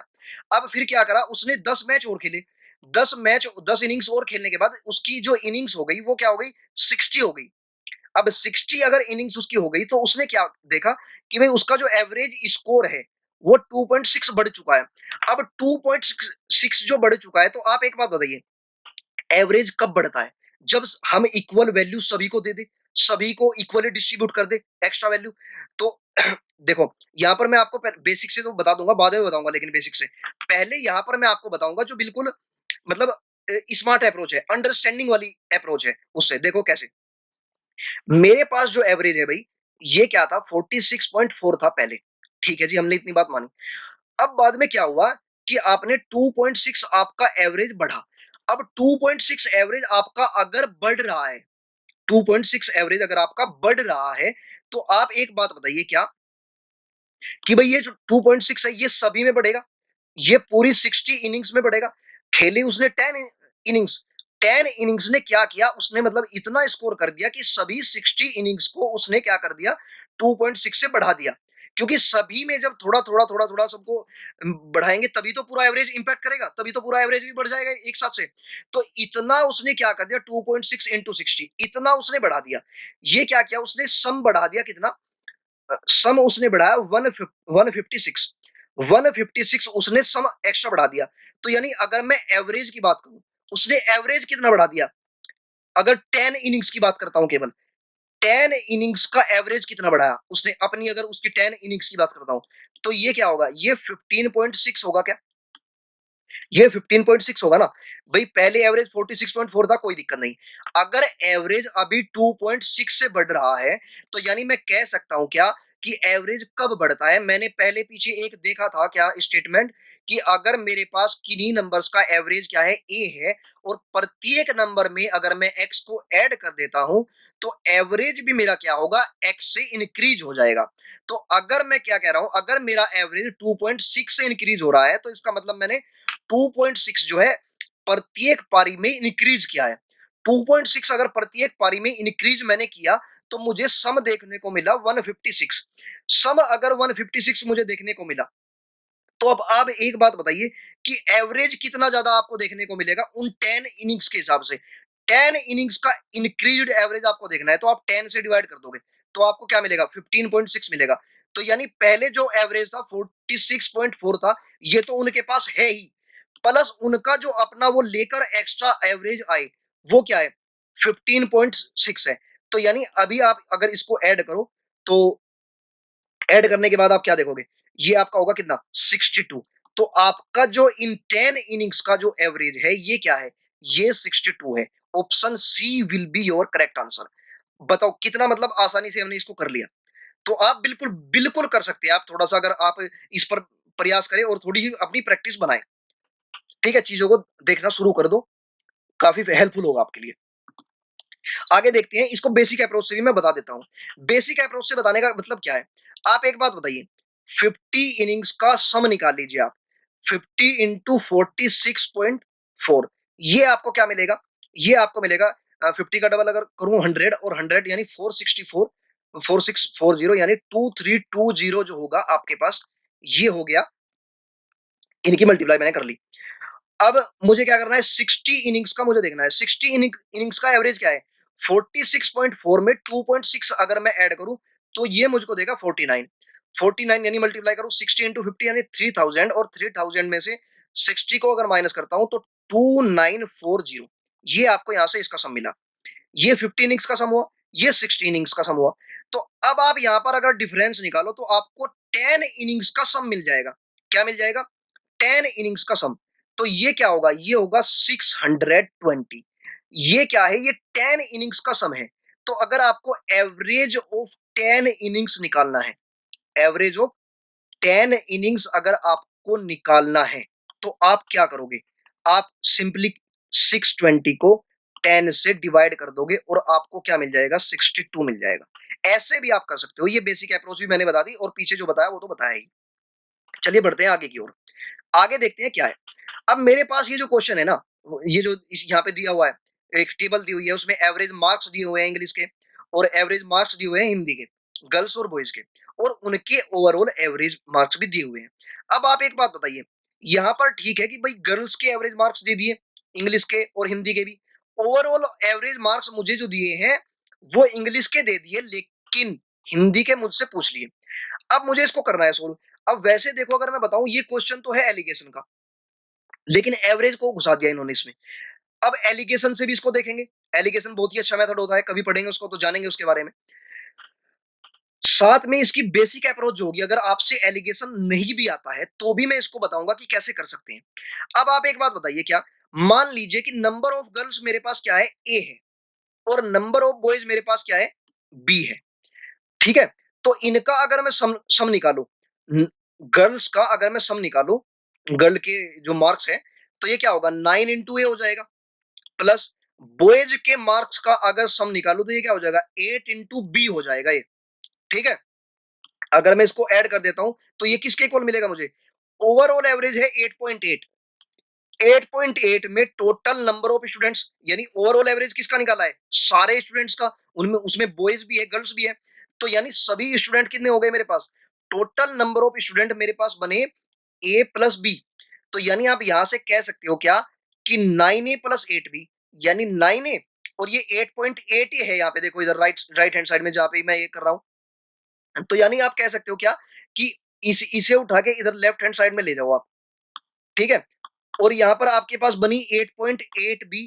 तो लेफ्ट हैंड साइड में जो 8b आपको नजर आ रहा है उसको राइट हैंड साइड में ले जाओ 8b को, और आप देखो ऐसे, तो आपको क्या मिलेगा यहां से?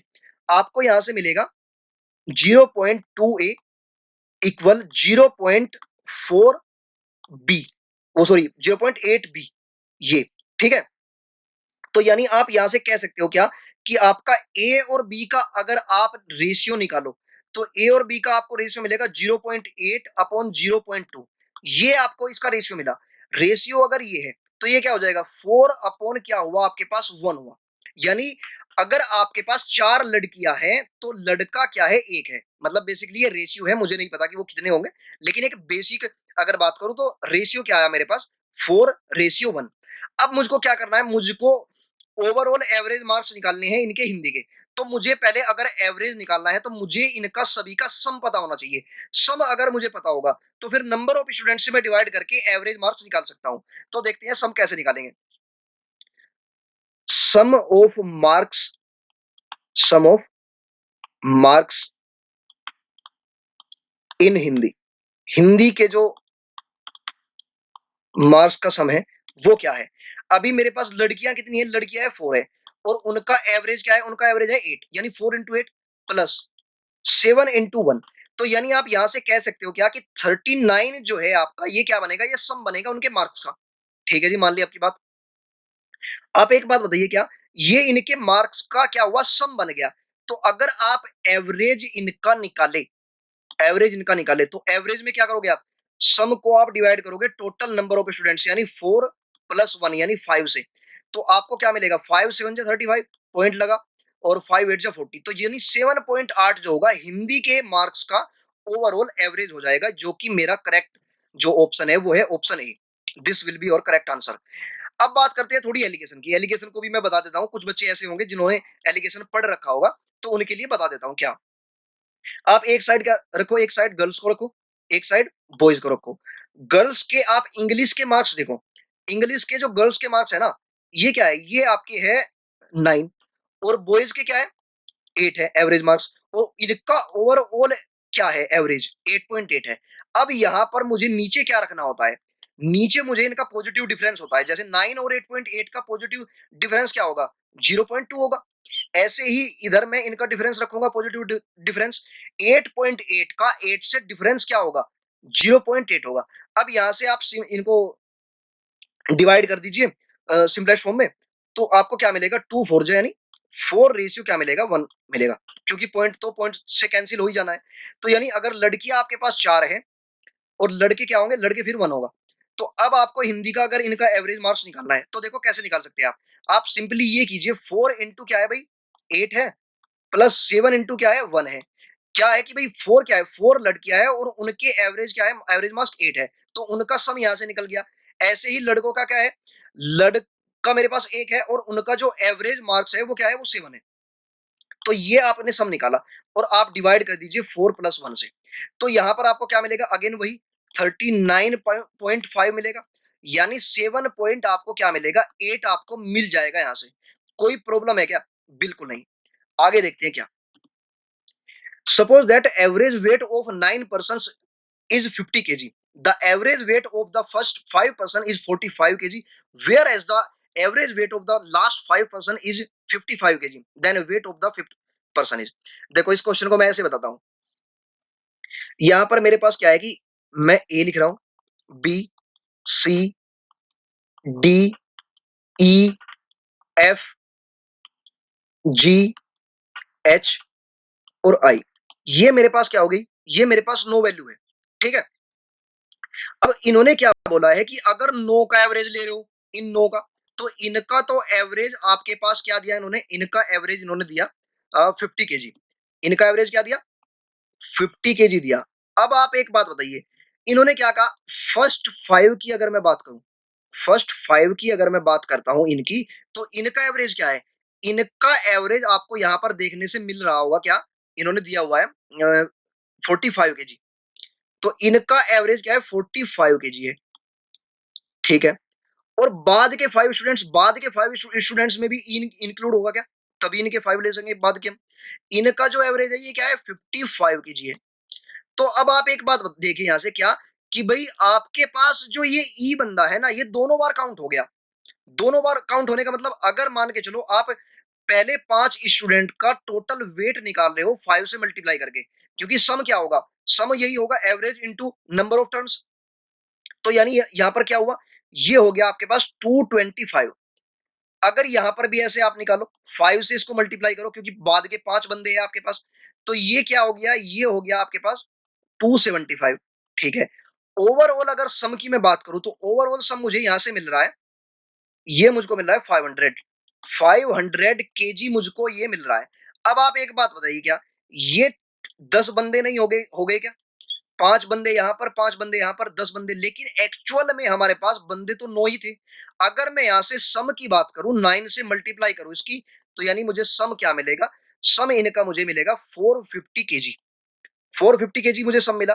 तो आप यहां से एक बात बताइए, आपके पास यहां पर क्या है 500 और यहां पर क्या है 450, तो यहां पर जो ई बंदा है वो 2 बार काउंट हो गया। तो अगर आप 500 में से 450 को घटा दो, तो आपको क्या मिलेगा, आपको 50 मिलेगा, और ये 50 केजी ही उस बंदे का वेट है जो आपने 2 बार इंक्लूड किया। ये बात समझ आ गई, इसमें कोई प्रॉब्लम तो नहीं है।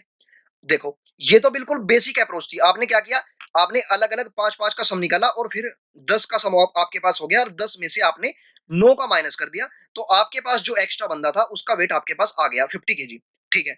लेकिन अगर मुझे क्या करना हो, मुझे इसको थोड़ी अंडरस्टैंडिंग से करना हो, फिर कैसे करेंगे, तो आप यहाँ पे देखिए क्या, 9 बंदों का एवरेज क्या है 50 केजी है, 9 बंदों का 50 केजी है।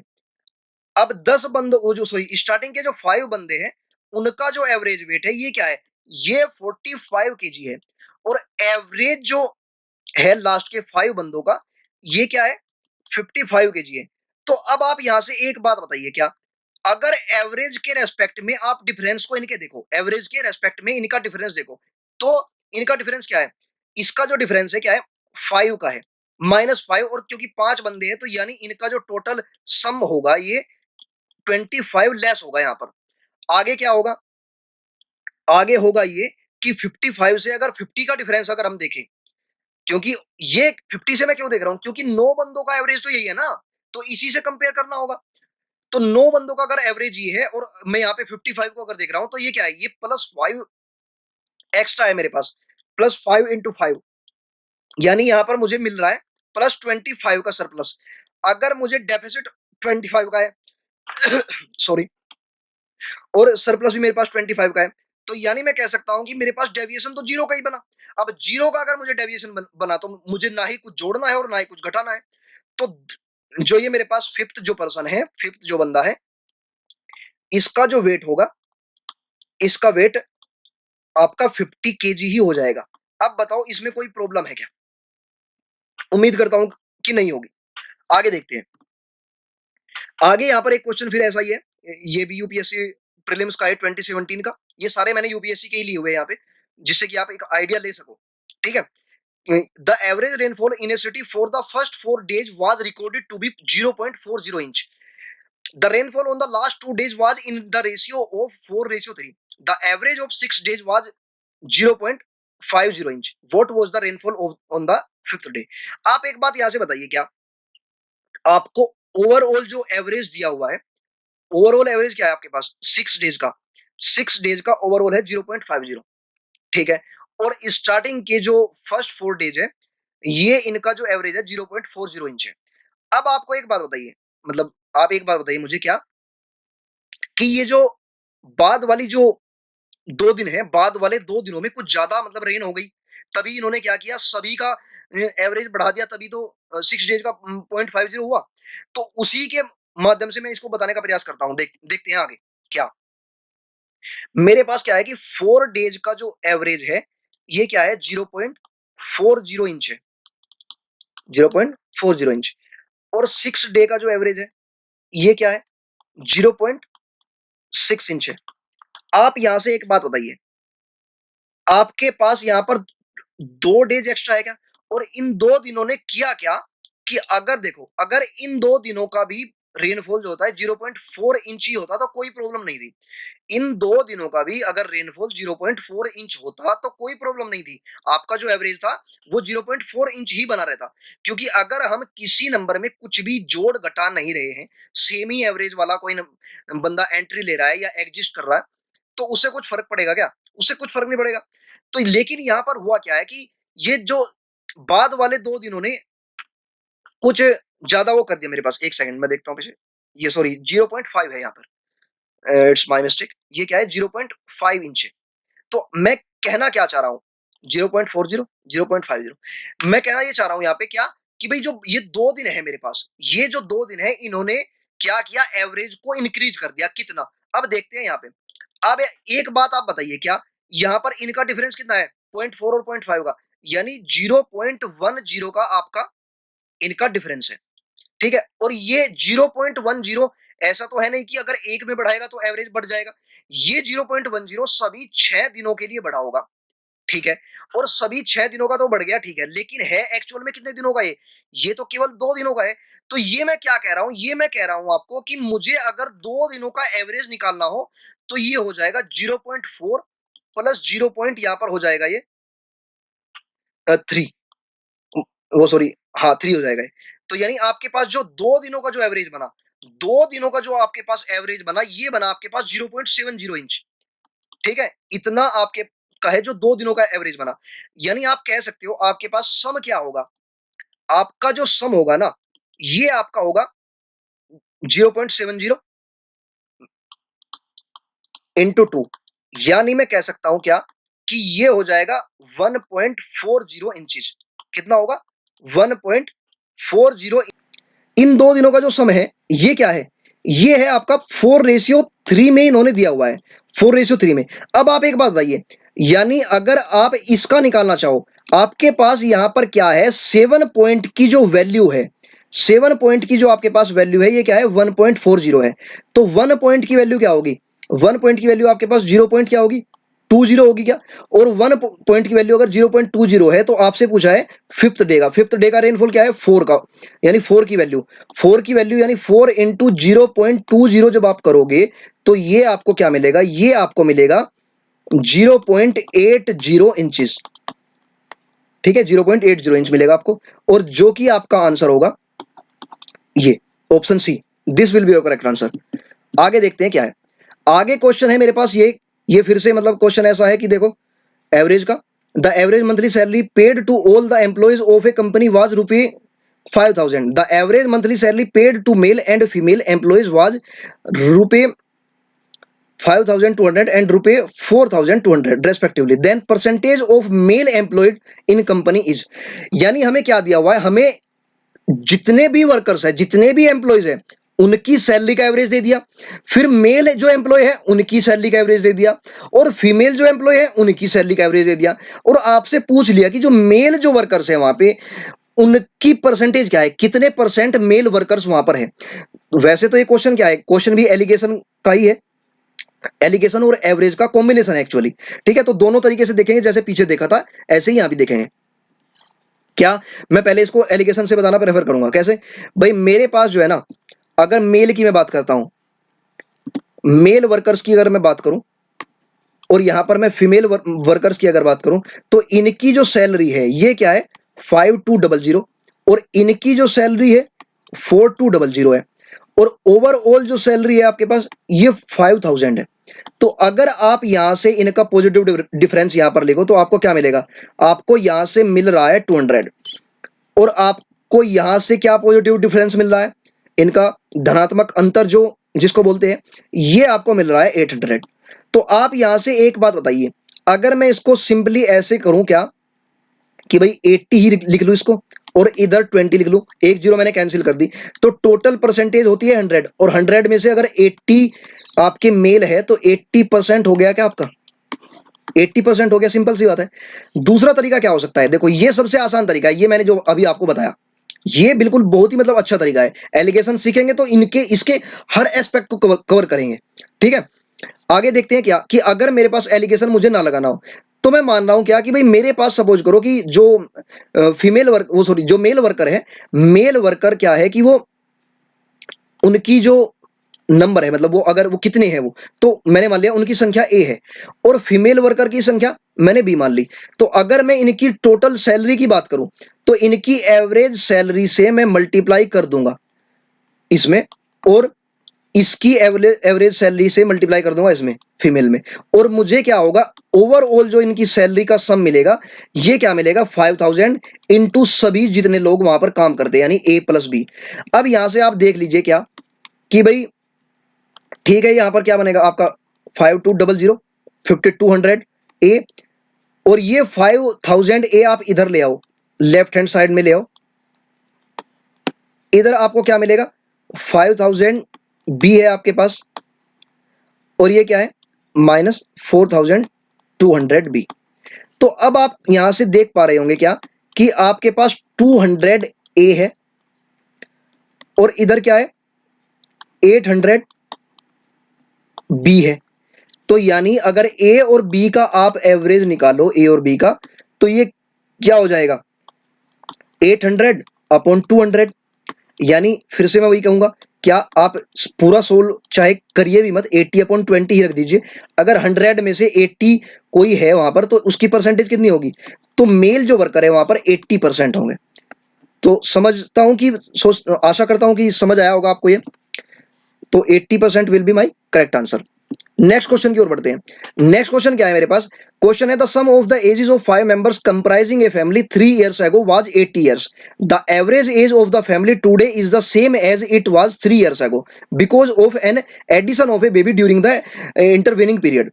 How old is the baby? अच्छा क्वेश्चन है 2016 2016 का प्रीलिम्स का। तो चलिए देखते हैं कैसे। मेरे पास क्या है, एक फैमिली है और उस फैमिली में 5 मेंबर्स हैं, और उनकी जो एज का सम है 3 साल पहले, यहां पर दिया हुआ है ना इन्होंने, यहां पर इन्होंने दिया हुआ है कि सम जो है 3 साल पहले, ये क्या है, ये आपका 80 ईयर्स है। ठीक है, तो अगर मैं एवरेज की बात करूं, अगर 3 साल पहले 3 years एगो अगर मैं बात करूं एवरेज क्या होगा, एक बात बताइए मुझे। सम मेरा क्या है उस टाइम मेरा सम है 80, और बंदे कितने हैं उस टाइम 5। तो यानी मैं कह सकता हूं क्या कि 16 जो ईयर्स है, ये मेरा उस टाइम क्या होगा 3 साल पहले का एवरेज है। अब इसने बोला क्या, average of the family today is the same as it was 3 years एगो। तो यानी एवरेज क्या है, अभी भी उतना ही है जितना 3 साल पहले था। यानी 3 साल पहले जो एवरेज था वो 16 ईयर्स था, अभी भी 16 ईयर्स है। ठीक है, कोई बात नहीं। तो अब एक बात आप मुझे बताइए क्या कि एवरेज मेरा अभी भी अगर 16 ईयर्स है और बंदे कितने हैं, क्योंकि एक बच्चे का इस दौरान जन्म हुआ, तो अभी जो मेरा जो सम बनेगा ना, टोटल टोटल सम बनेगा प्रेजेंट, प्रेजेंट सम, ये क्या बनेगा, ये आपका बनेगा 16 इंटू 6। तो यानी 96 आपके पास क्या हुआ, 96 आपका क्या हो गया, ये सम हो गया। 96 आपका क्या हो गया, सम हो गया इन 6 के 6 बंदों की एज का। लेकिन अभी आप एक बात बताइए, ये मैंने ऊपर क्या कहा, मैंने ऊपर कहा कि भाई मेरे पास 3 साल पहले जो 5 बंदे थे उनकी एज का अगर मैं देखूं, तो सम क्या था 80 था। अगर मैं अभी बच्चे को इंक्लूड करूं ही ना, अगर मैं उन सभी का ही केवल देखूं, तो अब आप एक बात बताइए, क्या भाई मेरे पास 80 ईयर्स तो पहले से था प्रेजेंट, अगर मैं सम की बात करूं, प्रेजेंट सम की अगर मैं बात करता हूं फैमिली में जो 5 मेंबर्स पहले थे उनके उनके ही सम की अगर मैं बात करता हूं, उनका जो सम था पहले 80 था। ये बात आपको समझ आई, ठीक है। लेकिन अगर अभी का मैं सम की बात करूं, प्रेजेंट सम निकालना है मुझे, पहले 3 साल पहले क्या था 80 ईयर्स था, अभी की अगर मैं बात करता हूं, तो आप यहां से एक बात बताइए, क्या सभी का जो एज है वो 3 ईयर्स से बढ़ जाएगी क्या, तो 5 into 3 कर सकता हूं क्या यहाँ पे, क्योंकि 3 3 साल सभी बढ़ जाएंगे ना। तो यानी टोटल जो उनकी प्रेजेंट एज अभी होगी 95 ईयर्स है। तो देखो मैं फिर से एक्सप्लेन करता हूं इसको, आपको बहुत आसानी से समझ आएगा क्या, कि भाई 3 साल पहले 5 बंदों का जो सम है वो 80 ईयर्स है, और सम अगर 80 ईयर्स है, आप 5 से इसको अगर डिवाइड करोगे तो आपको एवरेज मिल जाएगा 16 ईयर्स। ठीक है, अगर आप उनका सम देखोगे, 5 साल वो सॉरी 3 साल पहले 5 बंदों का जो सम था 80 ईयर्स था, लेकिन अगर आप 5 बंदों का अभी का सम देखो, अभी का सम आपके पास क्या है 95 ईयर्स। आपने निकाल के देखा कैसे भाई, 80 तो पहले से था और प्रत्येक बंदे की एज को आप 3-3 से बढ़ा दो, क्योंकि कोई बंदा बढ़ना तो बंद नहीं हो जाएगा, या मतलब रोक लग जाएगी कि भाई अब उसकी एज बढ़ेगी ही नहीं।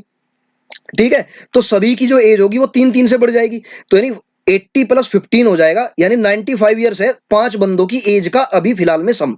ठीक है, अब जो उनका जो एवरेज था उनकी एज का 5 बंदों की 3 साल पहले, 6 बंदों की एज का जो एवरेज है अभी भी यही है, यानी अभी भी 16 ही है।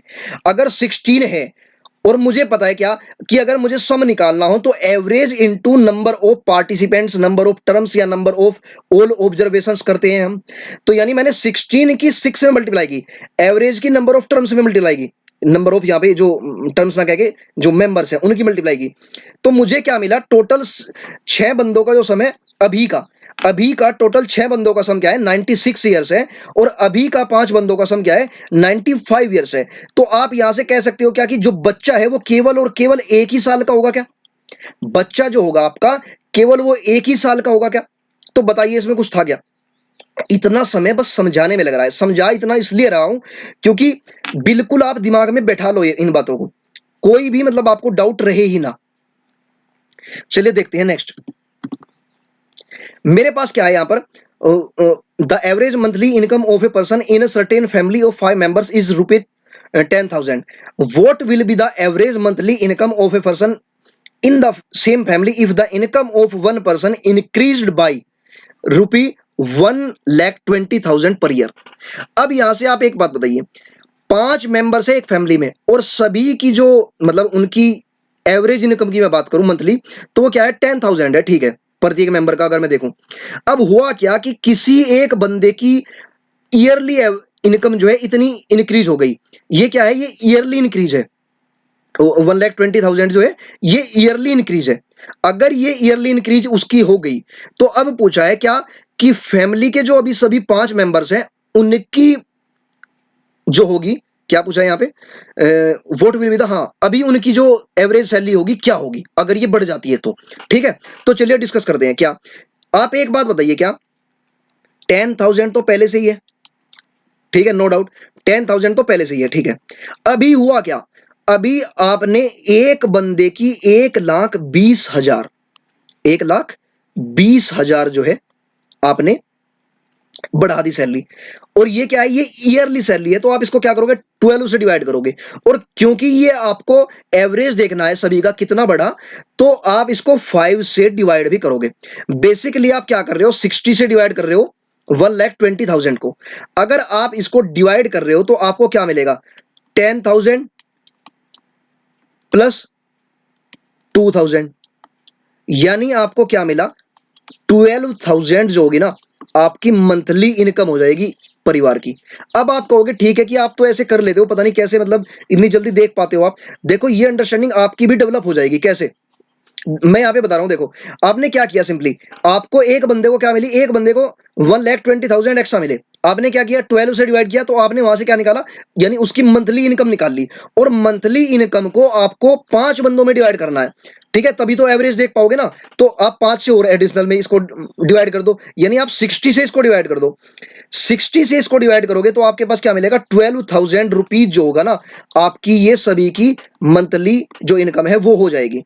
अगर आप इसको बेसिक से जानना चाहो तो बेसिक से भी मैं बता दूंगा, उसमें भी कोई समस्या ज्यादा नहीं है। कैसे, देखो आप एक बात बताइए, क्या इनकी जो सैलरी का सम है मंथली वो क्या होगा 5 इंटू 10,000, एक बंदे को 10,000 रुपए मिलते हैं तो 5 को कितने मिलेंगे 50,000 रुपए। ठीक है, 50,000 हो गया है। ठीक है, अब क्या हुआ, एक बंदे को 1,20,000 रुपए, एक बंदे को 1,20,000 रुपए मिले, ये लेकिन ये ईयरली है, तो आप क्या करो इसको 12 से डिवाइड करो। अगर आप इसको 12 से डिवाइड कर रहे हो तो आप यहां से देखोगे क्या कि ये आपका आ जाएगा 10,000। अब आपके पास अगर मंथली सम अगर आप देखो, मंथली सम अगर आप देखो तो आपके पास क्या बनेगा, आप 50,000 और 10,000 दोनों को अगर आप ऐड कर दो तो ये आपको मिलेगा 60,000। अब 60,000 को आप क्या करो, सिंपली 12 से डिवाइड कर लो, तो आपको क्या मिलेगा, यहां से आपको मिलेगा, यहां से ये सॉरी 12 से कह रहा हूं, सॉरी 5 से डिवाइड कर लो। 5 से डिवाइड क्यों, क्योंकि 5 बंदे हैं, 5 बंदों का एवरेज निकालना है, तो ये क्या हो जाएगा, रुपये 12,000। बताओ इसमें कोई किसी को प्रॉब्लम है क्या? मुझे लगता नहीं है कि मतलब मैंने दोनों ही तरीके से बताया, बेसिक से भी और अच्छा जो तरीका है आसानी वाला उससे भी। तो I hope you got some clarity. आगे देखते हैं मेरे पास क्या है कि the average of two middle numbers of given 8 consecutive natural number is 6। ये यूपीएससी का क्वेश्चन नहीं है एक्चुअली, ये मैंने ऐसे ही उठाया। Find the sum of all 8 numbers, क्योंकि ये मैंने इसलिए उठाया क्योंकि ऐसे क्वेश्चंस कई बार एग्जाम्स में देखे गए हैं। ठीक है, तो पिछले 7-8 सालों का जो मैंने अध्ययन किया, तो उसमें तो उसमें तो ये टाइप नहीं था, लेकिन बिल्कुल बेसिक टाइप है, तो ये टाइप आपको देखने को मिल सकता है, इस वजह से मैंने इस क्वेश्चन को उठा लिया। तो यहां पर क्या है कि दो मिडल नंबर्स का 8 कॉन्जिक्यूटिव नेचुरल नंबर्स में से एवरेज ये क्या है, 6 है। तो find the sum of all 8 numbers. तो आंसर तो देखो मैं आपको बता दे रहा हूं इसका, जस्ट अ सेकंड। आंसर इसका हो जाएगा आपका 48। आंसर 48 हो गया। तो अब लेकिन हुआ कैसे, देखो मैं बता रहा हूं। आपके पास क्या है, कॉन्जिक्यूटिव नंबर्स है, कॉन्जिक्यूटिव नेचुरल नंबर। मैं मान रहा हूं क्या कि भाई ए है, बी है, सी है, डी है, ई, एफ, जी और एच, ये 8 नंबर्स है आपके पास। और आपके जो बिल्कुल बीच वाले जो नंबर है, ठीक बीच वाले यानी डी और ई, इनका जो एवरेज है, इनका जो एवरेज है ये क्या है, ये 6 है। अगर इनका एवरेज 6 है, तो मैंने आपको क्या बताया था, मैंने आपको बताया था अगर कहीं भी एपी फॉर्म हो रही हो, एपी अगर कहीं भी फॉर्म हो रही हो, तो एवरेज कैसे निकालते हैं, एवरेज ऐसे निकालते हैं, a last first term plus last term upon 2, और first term plus last term upon 2 जो आपको देगा, वही आपको बीच की जो दो वैल्यूज है वो देती है। कैसे, देखो मैं एक एग्जांपल के माध्यम से समझाता हूं आपको, मैं यहां पे ही समझाने का प्रयास करता हूं इसको। क्या कि भाई आप एक बात बताइए मुझे, अगर मैं 1 से लेके 1 2 3 4 5 6 7 8 ये मैं ले रहा हूं, ठीक है। अब मैं आपको कह रहा हूं कि आप इनका एवरेज निकालो, तो आप कहोगे कि यहां पर एपी बनी हुई है, आप ऐसा करो 1 प्लस 8 अपॉन 2 कर दो, सिंपली आपका जो एवरेज होगा 9 अपॉन 2 हो जाएगा। ठीक है, मैंने मानी आपकी बात। अब मैं आपको कह रहा हूं कि आप बीच के दो नंबर्स उठाओ, 4 इंटू 5, बीच के दो नंबर्स उठाओ आप, तो इनका जो एवरेज होगा क्या होगा, 4 प्लस 5 अपॉन 2। जो इनका एवरेज होगा और जो मेरा एक्चुअल एवरेज है, मतलब टोटल नंबर्स का, तो ये तो दोनों इक्वल है। और अगर ये दोनों इक्वल है, तो यानी मेरा जो एवरेज है वो सेम ही है। अगर एवरेज सेम है तो मैं सम निकालना है मुझे। सम निकालने के लिए मैं क्या करूंगा, सम निकालने के लिए मैं सिंपली करूंगा ये कि 6 इंटू 8 कर दूंगा मैं। 6 क्या है, 6 एवरेज है, और 8 क्या है मेरे पास, नंबर्स, नंबर ऑफ ये है, टर्म्स है। तो यानी 48 जो होगा मेरा ये करेक्ट आंसर हो जाएगा। ठीक है, तो चलिए बढ़ते हैं नेक्स्ट क्वेश्चन की ओर। नेक्स्ट क्वेश्चन मेरे पास क्या है, if the average of 17 consecutive even natural numbers is 14, find the difference between the first and the last number. देखो क्या कह रहा हूं मैं यहां पर क्या है कि average 17 consecutive even natural numbers का 14 है। अब हमें करना क्या है, हमें फर्स्ट टर्म और लास्ट टर्म के बीच में डिफरेंस निकालना है। अब देखो ये जो एवरेज वाली बात है, यहां पर मुझे इससे कोई मतलब नहीं है, बिल्कुल भी मेरा जरा सा भी मेरा मतलब नहीं है इससे कि भाई एवरेज क्या है या क्या नहीं है। मुझे देखना है इनको कि मेरे पास नंबर्स कितने हैं, नंबर्स है मेरे पास 17। तो अगर आपको फर्स्ट टर्म और लास्ट टर्म के बीच में डिफरेंस निकालना हो, तो अब आप एक बात बताओ, यहां पर मैं आपको एक छोटा कुछ समझाने का प्रयास करता हूं। मान के चलो मैं 2 ले रहा हूं, फिर 4 ले रहा हूं, फिर 6 है, फिर 8 है और फिर 10 है, ये है। अगर मैं आपसे कहूं क्या कि भाई 2 और 10 के बीच में डिफरेंस क्या है, तो आप कहोगे यहां पर डिफरेंस 8 का है। डिफरेंस क्या है, 8 का है। ठीक है, लेकिन नंबर ऑफ टर्म्स आपकी कितनी है, यहां पे नंबर ऑफ टर्म्स 5 है। तो यहां से मैं कह सकता हूं क्या कि भाई अगर आपको यहां से जंप लगानी हो, आपने 10 तक जाने में कितनी जंप लगाई, एक जंप 4 पे, एक जंप 6 पे, एक जंप 8 पे और एक जंप 10 पे, यानी आपने 4 जंप लगाई। जितनी आपके पास टर्म्स होती है उससे एक कम जंप लगाते हो आप। तो आपको अगर यहां पर डिफरेंस निकालना है, difference between, difference between first term and last term, first term and last term के बीच में अगर आपको डिफरेंस जो निकालना है वो आपका क्या होगा, देखो मैं बता देता हूं। आपके पास संख्याएं कितनी है, 17, तो जंप कितनी होगी, उससे एक कम, 17 माइनस 1, और इनटू क्या कर देना है आपको, 2 कर देना है, क्योंकि यहां पर क्या है, सभी के बीच में दो दो का ही तो गैप है, तो 16 इंटू 2 हो जाएगा ये, और 16 इंटू 2 यानी 32, यानी आपका जो फर्स्ट टर्म और लास्ट टर्म के बीच में जो डिफरेंस होगा ना वो 32 हो जाएगा। सो आई होप कि आज काफी कुछ हमने जाना, और समझता हूं कि आपको काफी सारी क्लैरिटी यहाँ पे मिली होगी, और आपने जाना भी कैसे यूपीएससी के क्वेश्चंस भी मतलब इतने कुछ डिफिकल्ट होते नहीं है, बल्कि मैं तो ये कहूंगा कि इसकी ये हाई एप्टीट्यूड लेवल तो एग्जाम है नहीं, जैसे सीजीएल का एग्जाम होता है या आपका कैट का एग्जाम होता है, बिल्कुल बेसिक क्वेश्चंस इसमें पूछे जाते हैं। सो बेसिक अप्रोच के साथ साथ अगर थोड़ी सी अंडरस्टैंडिंग अगर हमारी अच्छी होगी तो हम कर सकते हैं, तो घबराने जैसी कोई बात नहीं है। चलिए मिलते हैं नेक्स्ट सेशन में। Thank you, thanks for watching, stay happy and healthy.